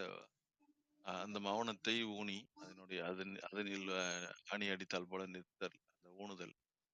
ஊனி நிஷ்கலமாய் போகுதல். நிஷ்கலம், களம்னா நிலைத்த இடம். நிஷ்கலம்னா ஒரு ஒரு எந்த விதமான பற்றும் இல்லாத ஒரு நிலை. அந்த நிஷ்கலமாக நம்ம ஆகிவிடுவோம். அப்போ ஓஹோஹோ அம்பரத்திலேதோ வேதோ வேதோ தோணிந்த படியால் படியிருந்த லயத்தின் நேர்மை. அம்பரத்தில் ஏதோ வேதோ ஏதோ வேதோங்கிறது இப்படியோ அப்படியோங்கிற மாதிரி ஒரு அடுக்கு தொடர் நினைக்கிறேன். அம்பரத்தில் அந்த ஆகாயத்துல நம்ம நிற்கக்கூடிய அந்த இதுல இருக்கும் பொழுது அது இருந்த அந்த லயத்தினுடைய நேர்மையை வந்து சொல்வதற்கு கடிது அப்படிங்கிறாங்க. அப்புறத்தே ஜோதி தானே, அந்த அந்த ஜோதியை நம்ம தரிசித்து அந்த ஒளியினோட கண்கொள்ளா விண்கொள்ளா கரையும் கொள்ளா அந்த ஒளி காந்தியில நம்ம வந்து மூழ்கி இருக்கும் பொழுது அந்த அனைத்தும் ஜோதிமயமாக இருக்கும் அப்படின்னு அதனுடைய அனுபவத்தை சொல்றாங்க சுவாமி. அவங்க அந்த ஜோதியில இருந்து அதுல மூழ்கி எழுந்தவங்க. அதனால அந்த ஜோதியை வந்து நம்ம சொல்லறிது அப்புறத்தே ஜோதின்னு அவங்களே சொல்லிட்டாங்க. அதனால நம்ம அந்த நிட்டை கூடி அந்த இடத்துல நிஷ்கலமா நின்று அந்த அம்பரத்தில் உள்ள அந்த ஜோதியை வந்து கண்டு தரிசிக்கணும். வள்ளல் பிரான்லாம் அந்த ஜோதியை தரிசிச்சிருக்காங்க. ஜோதி என்று பராசக்தியில் 6 வகை உண்டு. தொல்லையிலே கேட்டிருப்போம் சொல்லி காணோம். இது 6 வகை வந்து ஜோதி ஜோதி அப்படின்னு ஒரு 6 வகையா இருக்குங்கிறாங்க. அதோட விளக்கம் வேறு வேறு விதமான விளக்கம் அது தெரியவில்லை. அந்த ஜோதி 6 வகை உண்டு. 6 வகைன்னு படிச்சோம்னா ஆஹ் 2ம் ஒரே மீனிங் தான். 6 2மே தமிழ்ல வந்து நம்பரை குறிக்கும். ஆஹ் அரியதொரு வகைன்னு ஒரு அர்த்தத்தை குறிக்கும். ஆஹ் அதாவது அறிந்து கொள்ளக்கூடிய வகை. அறுவகை என்பது அறிவினால் அறிந்து கொள்ளுதல். ரேருங்கிறது சின்ன ரா போடணும். இங்க பெரிய ரா போட்டிருக்காங்க. இரண்டுமே இறைவனுக்கு பொருந்தும். அவன் அறியவும் கூடியவன், அவன் அறிய முடியாதவன். அதனால அந்த சின்ன ராவும் பெரிய ராவுமே சக்தியினுடைய 2 வகைன்னு வச்சுக்கலாம் நம்ம. ஆனா இங்க நூல்ல கொடுத்திருக்கிறது பெரிய ரா. அறுவகை உண்டு. அருமையான ஒரு வகை உண்டு. தொல்லையிலே கேட்டிருப்போம் சொல்லி காணோம். ஆதி என்ற மூலகுரு பேரானந்த பேரான மைந்தா ஆண் பிள்ளை சிங்கம் என்ற கொங்கணர்தான் கேளு. இந்த கொங்கணர் தான் கேள்னு ஏன் அவங்கள சொல்றாங்க? இப்ப மேற்கொண்டு அவங்க அந்த அந்த வாதி அவங்களெல்லாம் பத்தி சொல்ல போறதுனாலயா, இல்ல இதுக்கு தனியா எதுவும் அஹ், விளக்கம் இருக்கிறது அப்படின்னா, அஹ், சித்தர்களை தான் சொல்றாங்கன்னு நினைக்கிறேன். ஆனா கொங்கணுங்கிறது ஒரு ஒரு கொ- கொ- அஹ், ஒரு நாடு, கொங்கு நாடுன்னு கூட சொல்லுவாங்க. ஒருவேளை அங்கிருந்து அவர் வந்தனால அஹ், இருக்கலாம். நிறைய மழை பெய்யுற நாட்டுக்கு கொங்கணி நாடுன்னு பழக்கம் ஒரு இது உண்டு. கொங்கணின்னு ஒரு பாஷையே இருக்கு. கொங்கணர் தான் கேளு. இப்ப அவங்க சொல்றது அந்த அந்த அந்த கொங்கு நாட்டில் பிறந்த ஒரு சித்தரை தான் சொல்றாங்க. கொங்கண சித்தர் நம்ம சொல்றது. அவருடைய தோற்றம் ஒருவேளை அந்த ஊரான்னு தெரியல. ஐயா நீங்க சித்தர்களை பத்தி தெரிஞ்சதுனால அதை சொல்லுங்க எனக்கு. அவருடைய வரலாறு, வாழ்க்கை வரலாறு நான் படிச்சது இல்ல. ஆஹ் ஆதி என்ற இவரோட ஒருவேளை கம்பளி சட்டநாதனுடைய குருவோட பேர் வந்து கொங்கணரா அப்படின்னு பார்க்கணும். ஏன்னா இவரு கைலாய கம்பளி சட்டைநாதர்னு பேர் வச்சிருக்காரு. அவருடைய குரு யாருன்னு பார்த்து நீங்க சொல்லுங்க. அவர் கொங்குனராக இருக்க வாய்ப்பு இருக்குன்னு நினைக்கிறேன். ஏன்னா அவர் மூலகுருன்னு இவரை தான் சொல்றாங்கன்னு நினைக்கிறேன். வாதி என்றால் அவர் வாதி, ஞானவாதி, மகத்தான குளிகையிட்ட சித்தன் வாதி அப்படின்னு அவங்க அந்த உயர்வா கொங்கணரை தான் வந்து அவங்க சொல்றாங்க. அவர் ஞானவாதி, சித்தன்வாதி, குளிகை எல்லாம் கை கொண்ட மகத்தான குளிகையிட்ட அது மாதிரி ஒரு சிறந்த மருத்துவத்துல மிகப்பெரிய ஆளுங்கள்லாம் சொல்றாங்க. பேய் என்றால் மேரும் அப்போலேயும் மேரு மேரும் போலேயும் பண்ணும் பெருவாதி பேருள்ளானே. மிகப்பெரிய பேரை எடுத்திருக்காருன்னு சொல்றாங்க. அதனால அது குருவோடைய சிறப்பையும் அவங்க சொல்றாங்கன்னு எடுத்துக்கலாம். அவர் சொல்லி இருப்பாங்க, சொல்லி காணும் அப்படின்னு சொல்றது நமக்கு சொன்னாங்க. ஆனா அவர் குரு மூலமா கத்துக்கிட்டதுனால அது அவருடைய குருவோடைய சிறப்பும் இங்க சொல்றாங்கன்னு நான் கருதுகிறேன். இப்ப அடுத்த பாட்டுலயும் அதேதான். அவங்க வந்து பேருள்ள கொங்கணர் தானம் சொன்னா இப்ப அந்த பெருமை உள்ள பேர் என்பது புகழ்னு அர்த்தம். புகழ் பெற்ற கொங்கணர். ஆஹ் குளிகையிட்டு பேரான பூரணத்தில் 6 வரை கண்டார். அப்படிங்கிறது இப்ப இங்க வந்து அவங்க வந்து குளிகையிடுதல் என்பது ஆஹ் இப்போ வந்து இந்த டேப்லெட்னு சொல்லுவான். அவங்க சொல்றது பயிற்சின்ற மாதிரிதான் நினைக்கிறேன் நான். அந்த சித்த பயிற்சி முறைகள்ல ஆஹ் அந்த அந்த அறுவரை கண்டு ஆருள்ளார் உலகத்தில் வரை குரு சொல்ல ஆச்சரியம் சித்தருக்கு கீர்த்தி வைத்தார். கீர்த்தினா புகழ். அந்த சித்தர்களுக்குள் புகழ் வைத்தார், புகழ் தேடி தந்தார். ஆஹ் ஆருள்ளார் உலகத்தில் வரை குரு சொல்ல யாரெல்லாம் வந்து இந்த உலகத்துல வந்து குருவாக இருக்கணும்ன்ற அந்த அவங்களுக்கு வரைனா எல்லைன்னு ஒரு அர்த்தம் இருக்கு. உலகத்தில் குருவுக்கு எல்லை சொல்ல சொல்ல யார யார் இருக்கிறார்? அருள்ளார் உலகத்தில் வரை குரு சொல்ல ஆச்சரியம் சித்தருக்கு கீர்த்தி வைத்தார். சுவாமி வந்து புகழ் வைத்து கொங்கணர் தான் வந்து புகழ் வைத்திருக்கிறார். நேருள்ள ரிஷிகளோடு முனிவர் ஐயா நேராக சமாதியிலே இருந்து கண்டோர் உண்டு. இப்ப இந்த சித்தர்கள் எல்லாம் பத்தி சொல்லும் பொழுது அவங்க நிறைய பேர் முனிவர்கள் அனைவருமே சமாதியில இருந்து இதை கண்டிருக்கிறார்கள். தாருள்ள ஸ்தலத்தோடும் சென்றார் இல்லை. இவங்கெல்லாம் வந்து சமத்தான மனதினிட சக்தி தானே. அஹ் அதாவது அஹ் அஹ் யாரும் வந்து அஹ் சலத்தோடும் சென்றார் இல்லை. அதாவது அஹ் இந்த இந்த இந்த உடலை இங்க இங்க விட்டுட்டு போறதுன்னு நினைக்கிறேன். அந்த ஸ்தலம் அப்படிங்கிறது அவங்க வந்து இந்த சித்தர்கள் ஸ்தலமோடு செல்லவில்லை.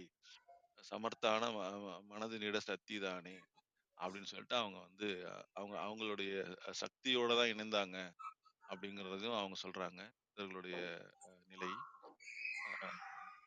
அவர்களுடைய சமர்த்தான மனதின் இடம் சக்தி தானே அப்படின்னு அவங்க முடிச்சிருக்காங்க. அதனால இந்த பாடலையும் சித்தர்கள் குரு பரம்பரையில அவர்களுடைய நிறைய பேர் போயிருக்காங்க அப்படின்னு நமக்கு ஊக்கம் கொடுக்குறாங்க. விஞ்ஞானத்துல பூரா ஞானத்தை பத்தி சொல்லி ஞானத்தை கண்டவர்கள் நிலை என்ன, ஞானத்தினுடைய ஆம், பெருமை என்ன, அதை கண்டவர்கள் யாரு அப்படின்லாம் சொல்லிக்கிட்டு அதனுடைய வழிமுறைகள்லாம் சொல்லிட்டு அதுல ஒரு நமக்கு வந்து இவ்வளவு பேர் முன்னாடி போயிருக்காங்க. ஆண் பிள்ளை சிங்கம் என்ற கொங்கணர் தான் இருக்காங்க. இந்த மாதிரி நிறைய பேர் இருக்காங்க. நிறைய குருக்கள் இருக்காங்க. அவங்க எல்லாம் சமாதியில இருந்தும் கண்டோர் உண்டு. அதனால தளராதீர்கள், உங்களுக்கும் ஞானம் சித்திக்கும்னு சாமி வந்து உற்சாகமா இதெல்லாம் சொல்லிக்கிட்டு போறாங்க. நன்றிங்கய்யா. நன்றி. இன்னும் கொஞ்ச நேரம் சீக்கிரம் முன்னாடி வந்திருக்கணும். இப்படி உள்ள வந்து இல்லைங்கய்யா, சிறப்புங்கய்யா. 5 பாடல்களும் தெளிவா வாசிச்சதுக்கு ரொம்ப நன்றிங்கய்யா. நீங்க ஐயா சொன்ன மாரி, அவங்க இதுக்கு முந்தைய இருக்க சித்தர் பெருமக்கள பத்தின ஒரு அ அ குரு வணக்கமா கூட இந்த பாடல் தொகுப்ப பார்க்க முடியுதுங்கய்யா. 46வது பாடல்லேருந்து 50வது பாடல்ல ரொம்ப சிறப்பா ஐயா குறிப்பிட்டிருக்காருங்கய்யா. அதே மாரி அந்த பிரணவ மந்திரத்த பத்தியும், ஓம் பத்தியும் 47வது பாடல்ல குறிப்பிட்டதும் ஒரு சிறப்பான விஷயமா பார்க்க முடியுதுங்கய்யா. ஐயா கிருஷ்ணானந்த ஐயா, உங்களுடைய கருத்துக்கள் ஏதாவது இருந்தா பகிர்ந்துக்கோங்க ஐயா. ஐயாவும் தெளிவாக பகிர்ந்துக்கிட்டாங்க. நம்ம ஆல்ரெடி முன்னாடியே அது நம்மளோட பார்வையும் பகிர்ந்தாச்சுங்க. ஆமாங்கய்யா. இங்க கொங்கணவர் சித்தர்ன்றது நம்ம கொங்கண சித்தரை கூட குறிப்பிட்டிருக்கலாம் அப்படின்னு கூட பார்க்க முடியுதுங்கய்யா. ஏன்னா அதாங்க. சித்தர் பெருமக்களையும் ஆமாங்கய்யா. அதாவது சித்தர்கள் வந்து வெவ்வேறு நாடுகள்ல இருந்து வந்திருந்தாலும் எல்லாரும் தமிழகத்தை நோக்கி வந்தாங்க. தமிழில் தான் பாடல் எழுதினாங்கன்னு சொல்லுவாங்க. ரோமாபுரியிலேருந்து வந்து ஒரு ரோமரிஷன் வேறு சொல்கிறாங்க. இதில் எந்த அளவுக்கு எல்லாம் சரி தப்பு நம்ம நம்ம ஆராய்ச்சி நோக்கத்தோடு பார்த்தாலும் அவரோட பாடல்கள் எல்லாம் மனித குலத்துக்கு மொத்த மனித குலத்துக்கும் பொதுவானவையாக தான் இருக்குங்க. கொங்கணரையா சொல்றீங்க? ஐயா யார சொல்றீங்க? இல்லை, ரோமரிஷி வந்து ரோமாபுரியிலேருந்து வந்து தான் சொல்லுவாங்க. ஓ, சரிங்க. கொங்கணர்ங்கிறது கொங்கணர் வந்து கொங்கணர் கொங்கு வாழ்க்கை தேசம் வரலாறு. கொங்கு தேசத்தில் இருக்கதா சொல்கிறாங்க. அவங்க இருந்ததா சொல்கிறாங்க. அவங்களோட இது வந்து திருப்பதியில் திருப்பதியில ஜீவசமாதி. ஜீவசமாதி ஆமாங்கய்யா. அடைஞ்சதா சொல்கிறாங்கய்யா. இந்த இந்த நதி மூலம் ரிஷி மூலம் பார்க்கக்கூடாதுன்னு சொல்லுவாங்க இல்லைங்களா? அந்த அடிப்படையில் வந்து நம்ம சித்தர்களை வந்து அவங்கள தேடியே கண்டுபிடிக்க முடியாது. சிலவர் இப்போ அகத்தியர் சொல்கிறாங்களா, அகத்தியரோட அகத்தியர் வந்து என்னாலும் சிரஞ்சீவியாக வாழ்ந்துகிட்டு இருக்கவர்னு ஒரு இது இருக்குது. ஆனால் ஜீவசமாதிகள் வெவ்வேறு கோவில்களில் இருக்கிறதா பல கோவில்கள் சொல்கிறாங்க. இங்கே அவரோட ஜீவசமாதி இருக்குங்கன்னு. இது எது அப்படிங்கிறதுல அதில் நமக்கு இது இல்லைங்க. நம்ம அதை மற்றவங்களோட நம்பிக்கையை எதுவும் நம்ம போய் குறை சொல்லக்கூடாது. நம்ம ஏன்னா குறை சொல்கிறதுக்கு இல்லை, நமக்கு அதில் பூர்ண அறிவு இல்லை. இப்போ அகத்தியர் யார், அவர் அப்படிங்கிறதுனால அதை பற்றி நம்ம சொல்கிறதுக்கு கருத்து சொல்கிறதுக்கு ஒன்றும் இல்லை எனக்கு. இல்லைங்கய்யா, அதுல சொல்லுங்கய்யா. அதுல ஒரு நெட்டை கூடிய இடத்தை கூட அவங்க ஜீவ சமாதின்னு சொல்றாங்க. இப்ப அதுல பாத்தீங்கன்னா நேராக சமாதியிலே இருந்து கண்டோர் உண்டுன்னு சொல்றாங்க. அது போல நிறைய இடங்கள்ல சுவாமிகள் மாதிரி சித்தர்கள் போகும்போது அங்கங்க இருந்து 10 நாள் 20 நாள் இருந்து அங்க சமாதி நிலையில இருந்து அந்த ஒரு சித்துக்களையோ இல்ல ஒரு ஏதோ ஒரு அந்த இதுல கலந்துட்டு அங்க இருந்து திருப்பி மக்கள் அங்க இருந்து எடுத்தோ இல்ல அவங்கள வந்து வெளியே வெளியே வந்து திருப்பி அவங்க அடுத்த இடத்துக்கு போறாங்க. அந்த மாதிரி நிறைய பேர் நடந்திருக்காங்க. அது மாதிரி 3-4 இடங்கள்ல எல்லாம் வந்து சமாதி கூடி இருந்து ஆஹ் வாழ்ந்திருக்காங்க அந்த சித்தர்கள். சில பேருக்கு சில காலமே ரொம்ப 40 வருஷம் 50 வருஷம் உள்ள இருந்துட்டு அப்புறம் அடுத்து வர்றவங்க நோண்டி எடுக்கும்போது அவர் அங்க இருந்து எடுத்து இறைவனுடைய கருணையினால அந்த சமாதி நிலையில இருந்து விழிப்பு உண்டாக்கப்பட்டு திருப்பி அவங்க அப்படியே அடுத்த இடங்களுக்கு போறாங்க. அதனால அவங்க எங்கெங்கெல்லாம் சமாதி இது மாதிரி இருந்திருக்காங்களோ அந்த இடங்கள் எல்லாம் கூட அவங்க நம்ம வழிபட்டு வர்றது நம்ம கண் கூட பாக்குறோம். நம்ம இவரு பேர் என்ன, சத்குரு அவர் கூட இந்த இதுகிட்ட அவரோட இந்த யூடியூப்ல வீடியோ பார்த்தேன். ஒரு 6 பாட்டா இருந்துச்சு. அவர் வந்து ஊட்டியில ஒரு இடத்துல சமாதி இருப்பாரு. அப்புறம் அந்த இதுகிட்ட ஒரு ஒரு சவுத்துல ஒரு இடத்துல சமாதி இருப்பாரு. அங்க எழுப்பி விட்டுருவாங்க. 10 நாள் எழுப்பி விட்டுருவாங்க. அந்த மாதிரி நிறைய இடங்கள்ல அவங்க போயிட்டே இருப்பாங்க. அப்புறம் திருச்சியில வந்து அந்த ஒரு சத்திரம் ஸ்டாண்ட் தாண்டி மாம்பழத்தோப்பு தாண்டி ஒரு இடத்துல வந்து அவருக்கு சமாதி அங்க அங்க இருப்பாரு. ரொம்ப நாள் இருப்பாரு. அந்த மாதிரி அவர் திருப்பி அங்கிருந்து எழுப்பிடுவாங்க. அது மாதிரி நிறைய தடவை நடந்திருக்குங்க. அதனால சமாதி என்பது அவங்க உடம்பு ஓட இருந்த இடம், அதாவது கொஞ்ச நாள் அங்க இருந்த இடம்ன்ற மாதிரி நம்ம வச்சுக்கலாங்கய்யா.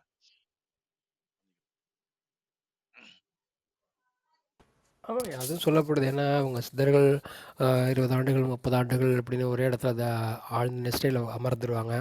அத இவங்க சமாதியா முடிவு பண்ணிடுறாங்க. அது எந்த அளவுக்கு அதில வந்து இது நடக்குதுன்னு நம்ம முழுசா ஆய்வு செய்யலைங்க. இருக்குங்கய்யா. அந்த அந்த மாதிரி அவங்க நின்று தியானம் பண்ண இடம், சமாதி நிலை கூடிய இடங்கள்லாம் வைப்ரேஷன் இருக்குன்னு தான் சொல்றாங்க. அது சில பேர் வந்து அந்த தொட்டி மாதிரி கட்டி அதுக்குள்ள போயிடுறாங்க. 10 அடி 15 அடி தொட்டி கட்டி உள்ள உட்காந்துடுறாங்க. சில பேர் உட்கார்ந்ததுக்கு அப்புறம் அந்த இடம் மூடி அது மாதிரி ஆயிடுது.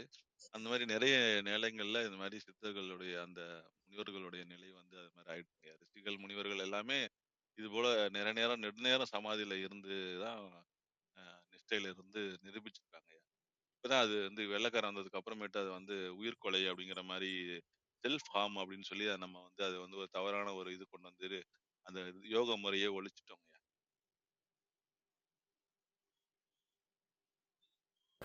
ஆமாங்க. இப்பவும் வந்து அதுக்கு அனுமதி கிடையாதுங்க.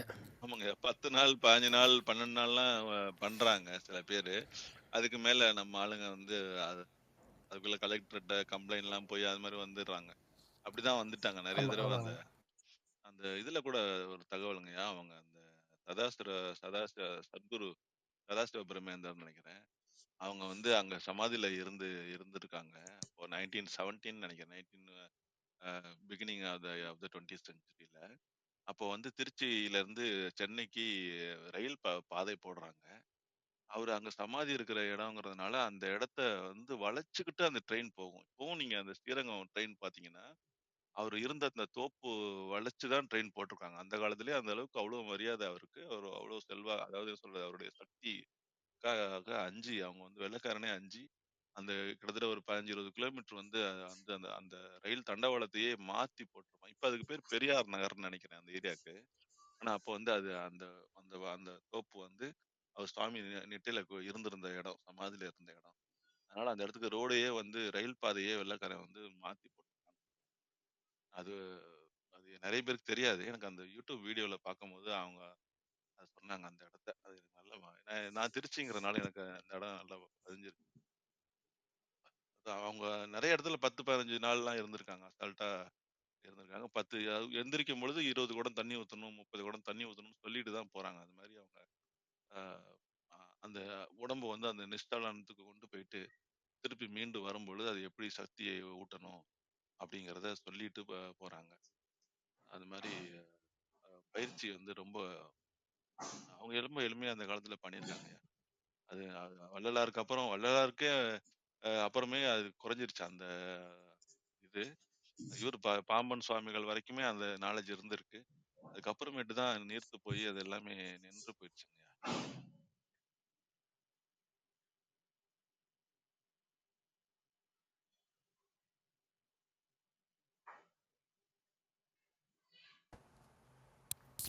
அவங்க இப்பவும் வந்து சட்டத்தில அதுக்கு இடம் இல்லைங்க.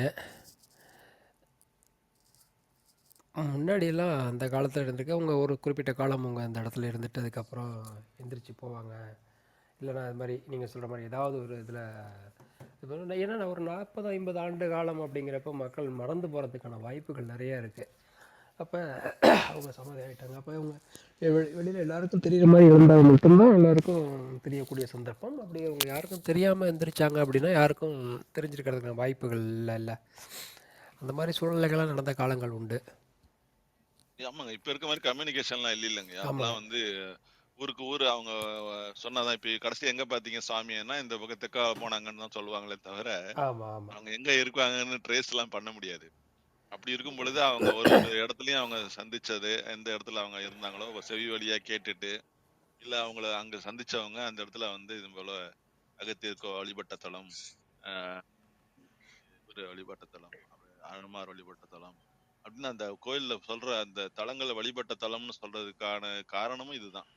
இடத்துக்கு போய் நம்ம வந்து இங்க இது அகத்தியர் சக்தி தரிசனம் கண்டாரு, திருமண கோலத்தில் கண்டாருன்னு சொல்றாங்க.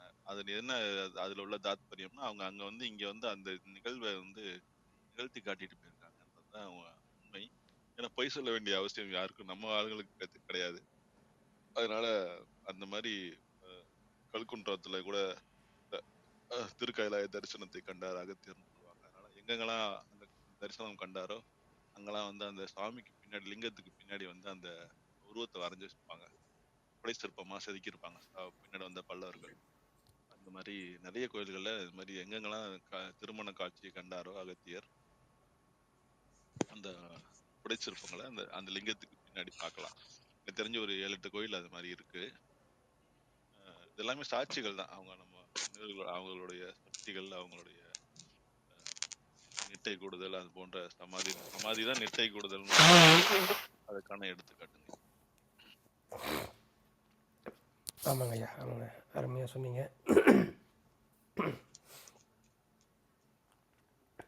அது நம்ம இந்த சமகாலத்தில் இதெல்லாம் நம்ம சொல்லி யாருக்கும் புரிய வைக்க முடியாதுங்க. அது நிறைய விஷயங்கள் நான் முன்னிலாம் வந்து விவாதம் எல்லாருக்கும் விவாதம்லாம் செஞ்சுக்கிட்டு இருந்தேங்க, பதில் சொல்லிக்கிட்டு தான் இருந்தேன். இப்போ அந்த இதெல்லாம் அவங்கவுங்களுக்கு என்ன புரியணுமோ, இயற்கை இறைவன் இங்கே எல்லாத்தையும் நடத்திக்கிட்டு இருக்கான். அவன் நடத்தும்போது அவனோட விருப்பமின்றி எதுவுமே நம்ம நெருங்காது. நம்ம யாருக்கும் எதுவும் சொல்லலைன்னா அவன் விருப்பமின்றி அது நடவாது. அப்படிங்கிறப்ப ஏன் நம்ம வேதனையாக தேவையில்லாமல் இதை பிரச்சாரம் பண்ணி அதே மாதிரி இப்போ நம்ம இவங்க வேதாத்ரி ஐயா வந்து அந்த பரஞ்சோதி ஆசிரமத்துல போய் சில விஷயங்கள்ல தடைகளை நிறுத்திக்கிட்டாங்கன்ற மாதிரி சொன்னாங்க, கேள்விப்பட்டேன். அது போல ஒரு அந்த குருகுலம் வழியில வந்து அந்த சில குருகுலங்கள் இன்னும் இருக்கு இல்லையா, அந்த அந்த நிலையங்கள்லாம் இன்னும் இயங்கிக்கிட்டு இருக்குதான். ஆனா நீங்க சொன்ன மாதிரி அந்த அதே அளவு வீரியத்தோட இல்லாம இருக்கலாமா. ஆனா வந்து அவங்க அந்த முறைகளை வெறும் டெய்லி அனுஷ்டானம் பண்றது, அந்த பயிற்சிகளை பண்றதெல்லாம் பண்றாங்கன்ற மாதிரி தான். 4 மணி 4:15 எழுந்து அந்த அந்த பயிற்சி பண்றாங்க. அது போன்ற ஒரு சில இங்க கூட சவுத் சென்னையில தாம்பரம் பக்கத்துல ஏதோ ஒருத்தர் சொன்னார், ஒருத்தர் வண்டலூர் பக்கமா ஒரு ஏரியால. அவங்க யாருன்னு கேட்டேன், யார் பரஞ்சோதி முனிவரை சொன்னாங்க. யாருப்பான்னு கேட்டேன். அவங்க சொன்னாங்க, இல்ல அவங்க வந்து வேதாத்திரி மகரிஷி ஒரு தடவை நெட்டையில இருக்கும்பொழுது ஏதோ ஒரு இது வந்துச்சு, அவங்க அங்கதான் போய் அதை வந்து இது பண்ணிக்கிட்டாங்க, அவங்க அந்த இதுலதான் வந்து அவங்க நிவர்த்தி பண்ணாங்கன்னு சொன்னாங்க. அது எப்போ அவருடைய அந்த காலத்துல. அது போல நிறைய பேர் வேதாத்திரி மகரிஷி வரைக்கும் எனக்கு தெரிஞ்சு கடைசியில அவங்க வரைக்கும் அந்த யோக ரகசியங்களை கத்துக்கொள்ள ட்ரை பண்ணி அவங்க அதுல வெற்றி கண்டிருக்காங்கன்னு சொல்ல வரேன். ஆனா அதை டிரான்ஸ்ஃபர் பண்ண முடியலங்கிறது தான் வருத்தம். இல்லையா, வேதாத்தி மகரிஷி அவர்கள் வந்து அந்த நிஷ்டையில் இருந்தது, அதெல்லாம் அந்த புகைப்படங்கள் கூட இருக்குது, நானும் பார்த்துருக்கேன். பேராசிரியர்கள், மூத்த பேராசிரியர்கள், அதாவது மகரிஷி கூடிய 20 ஆண்டுகள் 30 ஆண்டுகள் பயணப்பட்டவங்களாம் அவங்கள நம்ம இப்போ சமீப காலத்தில் சந்திக்கும்போது அவங்க சொல்கிற அனுபவங்கள் ஆஃப் த கேமரா. இப்போ பொதுவாக எல்லாமே மக்கள் பேசுகிறதெல்லாம் ரெக்கார்ட் பண்ணுறாங்க, வீடியோவெல்லாம் எடுத்துடுறாங்க இல்லைங்களா. சில சிக்கல்கள் வரக்கூடாதுங்கிறதுக்காக ஆஃப் த கேமராவில் சில ரகசியங்களை சொல்லுவாங்க, நடந்த விஷயங்களை. அப்படி சொல்லும்போது சில விஷயங்கள் மகரிஷியே அதை வந்து அடுத்த இந்த சமகாலத்தை கடத்த வேண்டாம் அப்படிங்கிறதுக்காக விட்டுட்டாங்கன்னு சொன்னாங்க. அது சில காரணங்களை சொன்னாங்க. இதனால தான் இது வந்து அந்த நிஷ்டை, கூடு விட்டு போகிறது, இதெல்லாம் வந்து நம்ம நிகழ்த்தி சமகாலத்துக்கு அது அந்த வித்தைகளை கொண்டு வந்தால் சமூகத்தில் மிகப்பெரிய துன்பங்கள் நேரும், குழப்பங்கள் அதிகரிக்கும் அப்படிங்கிற மாதிரி சொல்லி வேணாலும் அவங்க தவிர்த்ததாக சொல்கிறாங்க. அதுக்கு சில எடுத்துக்காட்டுகளும் சொன்னாங்க. அந்த அவங்க சொன்ன எடுத்துக்காட்டுகள் ஏற்றுக்கொள்ளக்கூடியதாக இருந்தது. அது வந்து பொது வழியில் நம்ம பேச முடியாதுங்கய்யா. இப்போ நம்ம 2 பேரும் நேரில் சந்திக்கிறோம்னு வச்சுங்களேன், நம்ம அதை பேசிக்கலாங்க, பகிர்ந்துக்கலாம். அப்போ அதனால் இப்போ இது வந்து பொது ஊடகத்தில் நம்ம பேசிகிட்டு இருக்கோம். இப்போ இதை இந்த இடத்துல சொல்லிட்டோம்னு வச்சுங்களேன், அது நாளைக்கு ரீப்ளே கேட்குறவங்க எல்லாருக்கும் அது போயிட்டுருக்கோம். அதனால் அதெல்லாம் நிறையா இருக்குங்க நமக்கு. நம்ம அதாவது ஔவையார் சொல்லியிருக்காங்கள்ல, கட்டுறது கைமண் அளவு கல்லாதது உலகளவு அப்படிங்கிறப்ப, அவங்க கற்றுணர்ந்த ஞானியார், அந்த ஞானியே நான் கட்டுறது கைமண் அளவு தான்ப்பா, அந்த பூமி அவ்வளோ பெருசு நான் கற்றுக்காமல் இருக்கேன் அப்படிங்கிறப்ப, நம்மளாம் ஏமாத்திரம் இந்த சித்தர் பாடல்களுக்கு பொருள் தேடி புரிந்து கொள்ளக்கூடிய தகுதியே இல்லாத நம்மளாம் இருக்கோம். இப்போ நான் என்னை பொறுத்த வரைக்கும் நான் அப்படி தான், இதையே தெரிஞ்சிக்கக்கூடிய தகுதி இல்லாத நான் இந்த பிரபஞ்ச ஆற்றலை புரிந்து கொள்வது, அதுக்கு இறைவன் கருணை செய்தால் உண்டு. நம்மளோட முயற்சி தொடர்ந்துக்கிட்டே இருக்கணும். இறைவா கருணை காட்டுங்கள், கருணை காட்டுங்கள். நம்ம ஒவ்வொரு நாளும் நம்ம பிரார்த்தனையும் தவமும் ஜெபமும் தான் நம்மளை அந்த நிலைக்கு கொண்டு போகும். அது எல்லாருக்கும் இதுதான் தீர்வுங்கிறது ஓஷோ ஒரு விஷயத்த அழகாக சொல்லுவாங்க. இந்த பயணத்தில் வந்து ஞான மார்க்கத்தில் பயணிக்கக்கூடிய அந்த மார்க்கத்துக்கு இது வழியிலே இப்போ இதுதான் வழின்றது எதுவுமே கிடையாது. நீ ஒரு வழியை உருவாக்கலாம், அதை நீ கோடி பேருக்கு கொடுத்துட்டு போகலாம் அப்படின்னு. அது மாதிரி தாங்க நம்ம பூமியில் ஆயிரக்கணக்கான குருமார்களும் லட்சக்கணக்கான தியான முறைகளும் தொடர்ந்து இருந்துகிட்டே இருக்குது. அதை எல்லாருமே பயன்படுத்தியிருக்காங்க. அதுக்கு இன்றைக்கி வரைக்கும் நிறைய பேர் அந்த இறைநிலோட ஒன்றி போயிடுறாங்க. அதை தவிர்த்து ஒரு சில பேர் வந்து இவங்க ராமகிருஷ்ண பரமஹம்சர் ஐயா அவங்க சொல்கிற மாதிரி தான் எத்தனையோ பேர் போயிடுறாங்க, அப்படியே கலந்து போயிடுறாங்க அதில் நிஷ்டையில்.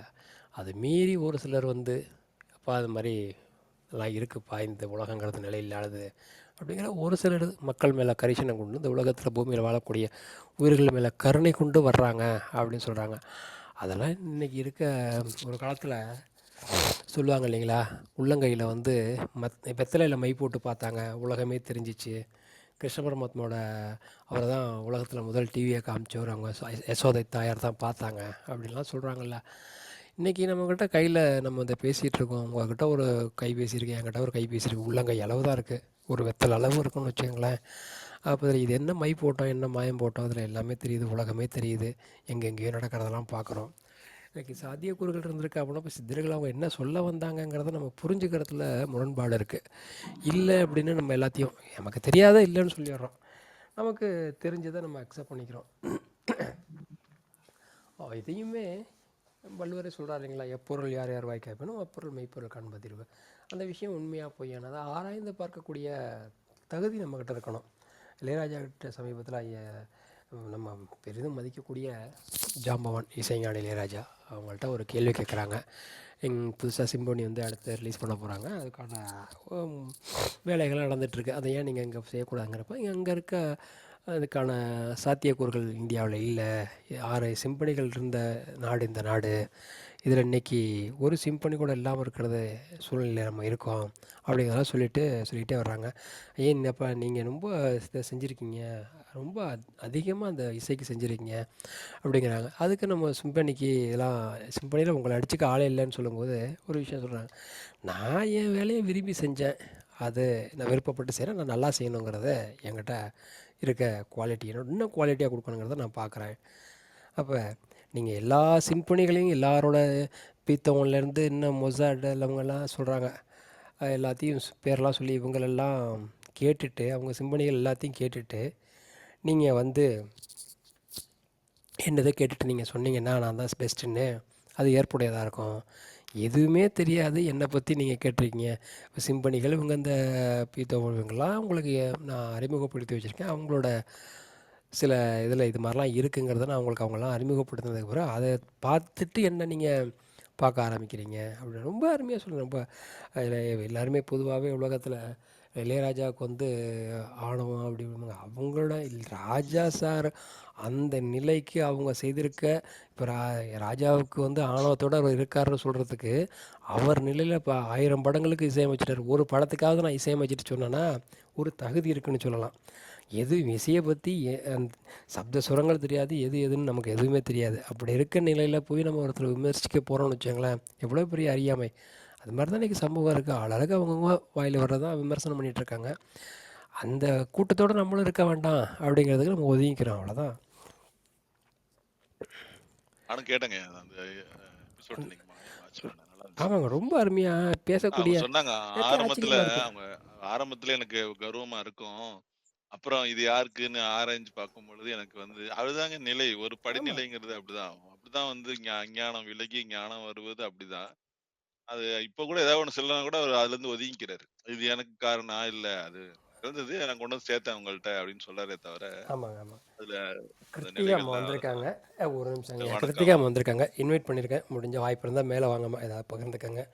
நீண்ட நாட்கள் ஆயிடுச்சு, உங்களோட குரலையும் உங்களோட ஆன்மீக அனுபவங்களை கேட்க ஆவலாக இருக்கும். வாய்ப்பு இருந்தால் பகிர்ந்துக்கங்க. நன்றிங்க. நீங்கள் தொடருங்க ஐயா, அம்மா வர வரைக்கும். இல்ல சார் அதாங்க நீங்க இசைஞானி பத்தி பேசிட்டு இருந்தோம், மார்னிங் நானும் அதை கேட்டுட்டு இருந்தேன். அவங்க அவங்க கத்துக்கிட்டது ஏழ்மையான நிலையில இருந்து வந்து அந்த அந்த சின்சியரா கத்துக்கிட்டது, அவங்க மார்னிங் 4:15 4 to 4:15 வந்து சான்ஸ்கிரிட் கிளாஸ் எடுப்பாங்க. ஆமா. கத்துப்பாங்களாம். வாத்தியார் அந்த வந்து கத்துக்கிட்டு ஆ, இசைய அத கத்துக்க போனப்ப அந்த ஆசான்ட்ட குருநாதர் கோபுராடா உனக்கு நான் சொல்லிக் கொடுக்க மாட்டேன்டா போடா. நான் 80% 85 80%க்கு மேல மார்க் வாங்கிட்டு வர்றேன் அப்படின்னு சொல்லிட்டு இருந்த அந்த அந்த தைரியம் அவங்களோட அந்த தன்னோட தொழிலில் இருக்க தன்னோட திறமை மேலே வச்ச நம்பிக்கையை அந்த பேப்பரை கொண்டு போய் ஒரு குரு கூட தூக்கி எறிய முடியுது. அதையும் ரொம்ப தெளிவாக சொன்னார் பாருங்க. என் குரு எடுத்து படித்து பார்த்தாரு என்னடா அது அப்படின்னாரு. நான் தான் சொன்னேன்ல உங்கள்கிட்ட, அந்த குருவுக்கும் சிஷியனுக்குமான அந்த உறவு பார்த்தீங்களா அந்த இடத்துல. அவர் ராஜா சார் சொல்லும்போது ரொம்ப அற்புதமாக இருந்துச்சுங்க அந்த இடத்துல. ஒரு என்னடா அப்படின்னாரு. இது மாதிரி பாருங்கள் நான் தான் உங்கள்ட்ட சொன்னேன்ல, அது தெரியும்டா ஓ அப்படின்னு. அதுக்கப்புறம் உன்னோட திறமை எனக்கு தெரியும், ஒழுங்காக வரமாட்டாங்கிற வகுப்புக்கு அப்படிங்கிற இதெல்லாம் சொல்லு. அப்போ சினிமாவில் இசையமைக்க ஆரம்பித்ததுக்கு பிறகு தான் முறைப்படி நான் கற்றுக்கணுன்ட்டு போகிறாங்க. எல்லாருமே சொன்னாங்க என்ன ஏன் திரும்ப போய் கற்றுக்குற, நீ தான் சினிமாவுக்கு வந்துட்டியேன்னு. ஆனால் நான் கற்றுக்கணுங்கிறதுல உறுதியாக இருந்தேன் அப்படின்னு. பேர் போட்டேங்க நீ இந்த சாதித்த சாதனைகள் எல்லாம் நான் இல்லை அது அப்படிங்கிற அந்த நிலையும் உணர்ந்திருக்கக்கூடிய மகன். அவரை விமர்சனம் பண்ணுறக்கூடிய அளவுக்கு நமக்கு எல்லாம் ஒரு ஒரு ஒரு லட்சத்தில் ஒரு பங்கு கூட தகுதி கிடையாது அப்படிங்கிறது தான் என்னோட பார்வை. நான் அது மாதிரிலாம் பண்ணுறது இல்லைங்க.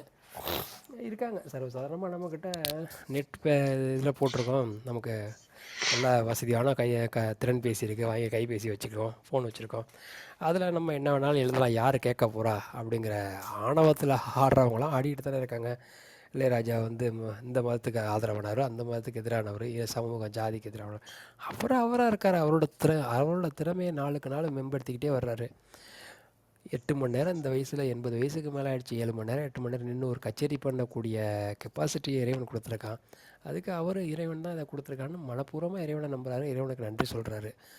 எந்த தகுதியுமே இல்லாத நான்லாம் போய் அவரெல்லாம் சொன்னால் அதெல்லாம் சித்தர்களுக்கே பொறுக்காது இல்லைங்களா. அந்த மாதிரி தான் எடுத்துக்காது. நம்ம ஒருத்தவங்களை விமர்சிக்கிறதுக்கு முன்னாடி நம்மகிட்ட என்ன தகுதி இருக்குது. ஒருத்தரை ஒருத்தரை விமர்சிக்க போகிறோம் அப்படின்னாவே நம்மளோட அறியாமை தானுங்க. அறியாமல் இருக்கிறதுனால தான் அடுத்தவங்களை விமர்சிக்க போகிறோம். நம்மகிட்ட அவருக்கு நமக்கு தெரியாது அவருக்கு தெரியும் அப்படிங்கிற எண்ணம் இருந்துச்சுன்னா நம்ம விமர்சிக்கவே போகிறதில்ல. அதாங்க விமர்சனம்னு இல்ல. ஒரு நிலையை எட்டியவர்கள் அது ஏதோ ஒரு வகையில சூடகமா வார்த்தைகளா சொல்லிட்டு போயிருக்காங்க பாருங்க. அந்த ஞானத்தை கடத்துறதுங்கிற பணியில அவங்க ஈடுபட்டிருக்காங்க. அதை புரிஞ்சுக்கிற இது நமக்கு இல்லைங்கிறது உண்மைதான். அது வந்து எந்த இதையும் எல்லளவும் மறுக்க முடியாது. ஆனா அதுக்கான உதாரணங்கள்லாம் சொல்லி கொங்கண சித்தர்லாம் உதாரணம் சொல்லியிருக்காங்க இன்னைக்கு பாடல்ல. அது போல அவங்க நிறைய பேர் பண்ணியிருக்காங்க, ரிஷிகள் முனிவர்கள்லாம் பண்ணியிருக்காங்கங்கிறது ஒரு நல்ல ஒரு விஷயம் தானே. ஒரு ஆக்கப்பூர்வமான ஒரு செயல் தானே. நூலாசிரியர் தன்னுடைய செயல் என்னன்னா படிப்பவருக்கு ஊக்கமும் ஆக்கமும் ஊக்கமும் கொடுப்பது அந்த நூலினுடைய ஒரு இது பயன் வச்சுக்கலாம். அந்த பயன் கருதி தானே செய்யறாங்க. நம்ம அடுத்தவர்களுக்கு உதவி செய்யணும், அடுத்தவர்களுக்கு இந்த ஞானம் போகணும்னு தான் அந்த நூலை எழுதியிருக்காங்க. அதை தர்க்கம் பண்ணி அதை நம்ம பின்னாடி ரிவர்ஸ்ல போகக்கூடாதுங்கிறது உங்க கருத்து. அது நான் வந்து உண்மையுமே 100% அதுல ஒத்து போறேங்க.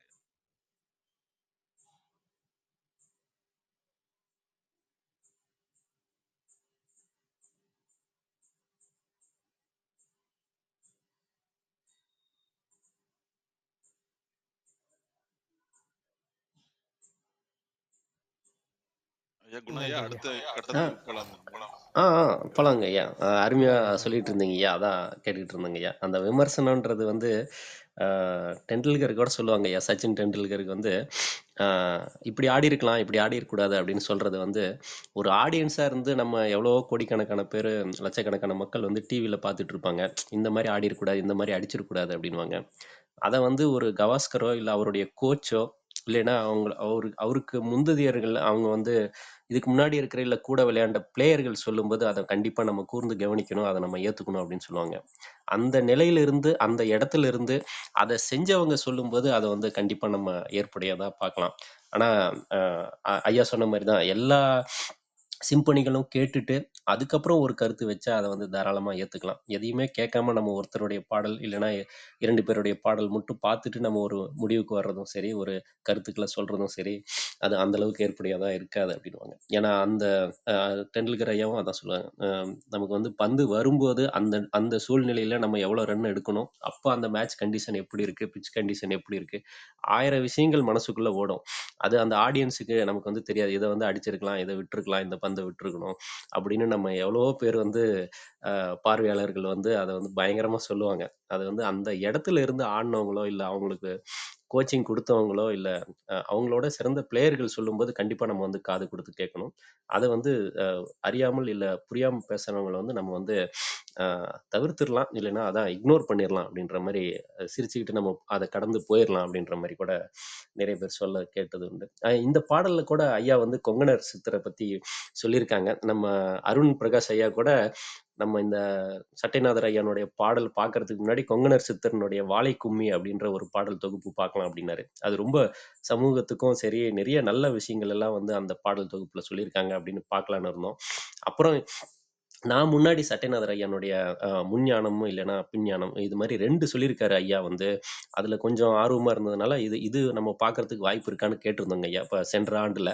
அதனால 2-3 தடவை நம்ம வந்து இதாயிட்டே இருக்கு அப்படின்னு சொல்லிட்டு சட்டைநாதர் ஐயா பாடலை பார்த்த பின்பு ஒரு 120 பாடல்கள் இருக்குன்னு நினைக்கிறேன் இந்த முன்ஞானம் தொகுப்புல. இதை பார்த்ததுக்கு அப்புறம் வாழை கும்மி பார்க்கலாம் கொங்குனர் சித்திரனுடைய பாடல் அப்படின்னு சொல்லி நம்ம பேசியிருந்தோம் நம்ம தளத்துல கூட. இன்னைக்கு 50வது பாடல் வரும்போது அந்த கொங்குனர் சித்தரை பத்தி குறிப்பிட்டது மாதிரி தோணுதுங்க ஐயா. அது கொங்குனர் சித்தர் ஐயானுடைய விஷயமா கூட இருக்கலாம் அப்படின்னும் போது அது கேட்கும்போது ரொம்ப சிறப்பா இருந்தது. 49வது பாடலும் 50வது பாடலும் ரொம்ப சிறப்புங்க ஐயா. கிருத்திகா அம்மா கூட வந்திருக்காங்கன்னு கேள்விப்பட்டோம். அம்மாவுக்கும் வணக்கத்தை சொல்லிக்கிறோங்க ஐயா. கிருஷ்ணானந்த ஐயா, வேற ஏதாவது கருத்துக்கள் இருக்கான்னு சொல்லுங்க ஐயா. ஐயா வேறு இல்லைன்னா ஒன்றும் ஐயா இல்லையா, சொன்ன மாதிரி நம்ம நம்ம 3 பேரும் அடுத்த நகரம் கூட போலாங்க. கிருத்திகா அம்மா பேச முடியாதுன்னு போட்டிருக்காங்க அவங்க. சரிங்க ஐயா, சரிங்க ஐயா, பரவாயில்லைங்க. நல்லதுங்க. நீங்கள் இப்போ சொன்ன மாதிரி தான் நம்ம யாரையுமே இந்த சமூகத்திலேயே யாரையும் அவங்க சரியில்லை இவங்க சரியில்லை விமர்சிக்கிறதுக்கான தகுதியெல்லாம் இல்லைங்க. அதை புரிஞ்சுக்கும் போது தாங்க நம்மளை நம்ம புரிஞ்சுக்க முடியும். அவர் இப்போ ராஜா சார் வந்து தான் யாருங்கிறத உணர ஆரம்பித்ததுனால தான் அவர் இதெல்லாம் நிறைய பேர் செஞ்சிட்டாங்க. என்னோட நான் சிறப்பாக செய்கிறதுக்கு முயற்சி பண்ணிகிட்டு இருக்கேன். அப்புறம் சர்வசாதாரணமாக பாடலுக்கு ராயல்ட்டி கேட்குறாங்கன்னு எவ்வளோ கேவலமாலாம் எழுதிக்கிட்டு இருக்காங்க தெரியுமா. அப்போ ஒரு இன்றைக்கி அது ஒரு தகவல் ஒன்று படித்தேன். ராஜா சார்கிட்ட ஒரு இன்டர்வியூவில் சொல்லியிருக்காரு, வெகு தூர பயணங்களுக்கு இரவில் வந்து என் பாடல் தான் எல்லாருமே கேட்குறாங்க என்னோடய இசையமைப்பில். அதில் ஒரு விஷயம் பார்த்திங்களா, அந்த பாட்டை கேட்க கேட்க டிரைவர் தூங்க மாட்டார், பேசஞ்சர்ஸ்லாம் தூங்கிடுவாங்க அப்படின்னு. எவ்வளோ அதை அது அந்த விஷயம் அவர் சொன்னதுக்கப்புறம் அதையே நம்ம யோசிக்கிறோம். சாதாரண ஒரு விஷயம், அதை அவர் அந்த இசையமைப்பாளர் சொன்னதுக்கப்புறம் அதையே நம்ம யோசிக்க முடியுது. அந்த இடத்துல இருந்துக்கிட்டு அவரெல்லாம் விமர்சனம் பண்ணுறதெல்லாம் நம்மளோட அறியாமையில் முதலிடத்தில் இருக்கணும் தான் பொருளாகுதுங்க. நன்றிங்க. வேறு எதுவும் கருத்துக்கள்லாம் நம்ம தாலாட்டுப்பாடி நிறைவு செஞ்சிடலாங்கய்யா. மீண்டும் அடுத்த வாரம் சந்திக்கலாம். மற்றவங்களாம் வருவாங்கன்னு எதிர்பார்ப்போம் அடுத்த வாரத்தில். நிச்சயமாங்க ஐயா. அரங்கையாக்கு ஏதாவது கருத்துக்கள் இருக்கான்னு கேட்டுக்கலாங்க ஐயா. இல்லைன்னா நம்ம இல்லைங்க, அடுத்த நிலைக்கு போலாங்கய்யா. சரிங்க குணா ஐயா, நீங்கள் ஏதாவது ஐயா. பகிர்ந்துக்கிறீங்களா ஐயா? இல்லைங்க ஐயா, நீங்க ஏதாவது சொல்றதுன்னா சொல்லுங்க ஐயா. ரொம்ப நாள் ஆச்சு, நீங்க பேசி ரொம்ப நாள் ஆச்சுங்க ஐயா. இல்லைங்கய்யா, உண்மையாக சொல்ல போனால் இப்போல்லாம் பேசுகிறதுக்கெல்லாம் இதுலேயும் விருப்பம் இல்லைங்க. அப்படியே அமைதியாக நிம்மதியாக மௌனத்தில் ஆழ்ந்து போயிட வேண்டியதாங்க. அது மட்டும்தான் தோணுது, வேறு எதுவும் தோணலை. இப்போ இதுக்கெல்லாம் சொல்லலை. இப்போ ஏன்னா இங்கே நம்ம நேரத்தில் இணைஞ்சிருக்கோம். நம்ம ஒரு இடத்துல ஒரு ஊருக்காரவங்களோ ஒரு இடத்துல பணி செய்கிறவர்களோ கிடையாது. என்னால் உங்களுக்கு ஒரு வெகுமதி கிடைக்கிது, உங்களால் எனக்கு ஒரு வெகுமதி கிடைக்கிறதுக்கோ சித்தர்கள்ங்கிற பேரில் இங்கே நம்ம இணைந்திருக்கோம். இதில் சித்தர்கள் தான் பிரதானம். அவர்கள்ட்ட கேட்குறதும் கோரிக்கை வைக்கிறது தான் அந்த ஆதி மௌனத்தில் அடைக்கலமாவது எக்காலம் அப்படிங்கிறது தான் நம்ம ஏக்கமாக இருக்குங்க. சிறப்புங்க ஐயா. மௌனத்தை பற்றி கூட இன்னைக்கு நம்ம பாடல்லையும் கொஞ்சம் பார்த்தோங்க ஐயா. அது ரொம்ப சிறப்பாக இருந்தது. ஆனால் தொகுப்பு தான் கொஞ்சம் நமக்கு அது பிடிபடாதனால நமக்கு எது அப்படின்றது மாதிரி இதுவாக இருக்குங்க ஐயா. அந்த வார்த்தைகள் வந்து சரியா நமக்கு புரியலையா என்னன்னு தெரியல. அந்த அந்த பதிப்பு மட்டும் ஐயா அரங்க ஐயா வந்து வச்சிருக்கிற பதிப்பை எடுத்து நம்ம இன்னும் கூட தெளிவாக பார்த்தோம்னா இன்னும் சிறப்பாக இருக்கும்னு நினைக்கிறேங்க ஐயா. நல்லதுங்க. அடுத்த வாரத்துக்கு சரிங்க. நன்றிங்க. நம்ம தாலாட்டு பாடி நிறைவு செஞ்சிடலாங்க. சரிங்கய்யா, சரிங்கய்யா. தாலாட்டு பாடி நிறைவு செஞ்சிடலாங்கய்யா.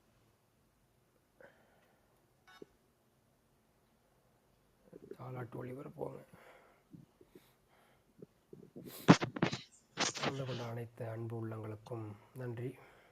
நம்ம தொடர்ந்து சித்தர்கள் பாடல்கள் பார்த்துட்ருக்கோம். மீண்டும் இன்னொரு இனிய சந்தர்ப்பத்தில் சந்திப்போம். தாலாட்டு பாடி நிறைவு செய்வோம் வழக்கம் போல். மீண்டும் அடுத்த வாரங்களில் கலந்து கொள்வோம். வாழ்க வையகம், வாழ்க வையகம், வாழ்க வளமுடன். இறையருளும் குருவருளும் சித்தர்களின் பேரருளும் எப்போதும் வழி நடத்தட்டும். வாழ்க வளமுடன். ஆராரோ ஆரிரரோ ஆராரோ ஆரிரரோ ஆராரோ ஆரிரரோ ஆராரோ ஆரிரரோ பஞ்சு மெத்த பட்டு மெத்த நீ படுத்துறங்க தங்கம் மெத்த செஞ்சு வச்சேன் உந்தனுக்கே சின்னவளே நீ உறங்க கண்ணும் மணி பொண்ணும் மணி கட்டழகு தங்கம் மணி காணாத காட்சியெல்லாம் கண்ணெதிரே காட்டும் மணி பச்சை மணி பவளம் மணி அந்த பலகை ஆழ்வாலை மணி நெத்தியிலே நிலவை வச்சு நித்தம் ஒளி வீசும் மணி கல்கண்டு பொங்க வச்சு உனக்கு காலையிலே நான் கொடுத்தேன் நீ கை சுடுது என்று சொல்ல காத்தில் ஊதி ஊதி ஊட்டி விட்டேன் வெள்ளியிலே சொம்பெடுத்து உனக்கு வீசம்படி வாள் கொடுத்தேன் வச்ச வாழை நீ குடிச்சு வாழையம் மகன் உறங்கு உச்சியிலே சோதி வச்சு உன்னாக்கில் அமுதம் வச்சு எனக்கு பந்தியிட்டு பரிமாறும் பாலகியே நீ உறங்கு இத்தனைக்கும் மேலாக என்ன வேணும் உந்தனுக்கே எப்பவுமே நீ உறங்க என் இதய ஊஞ்சல் ஆடுதம்மா இத்தனைக்கும் மேலாக என்ன வேணும் உந்தனுக்கே எப்பவுமே நீ உறங்க என் இதய ஊஞ்சல் ஆடுதம்மா ஆராரோ ஆரிரரோ ஆராரோ ஆரிரரோ ஆராரோ ஆரிரரோ அத்தாளே தான் உறங்கு ஆராரோ ஆரிரரோ அத்தாளே தான் உறங்கு.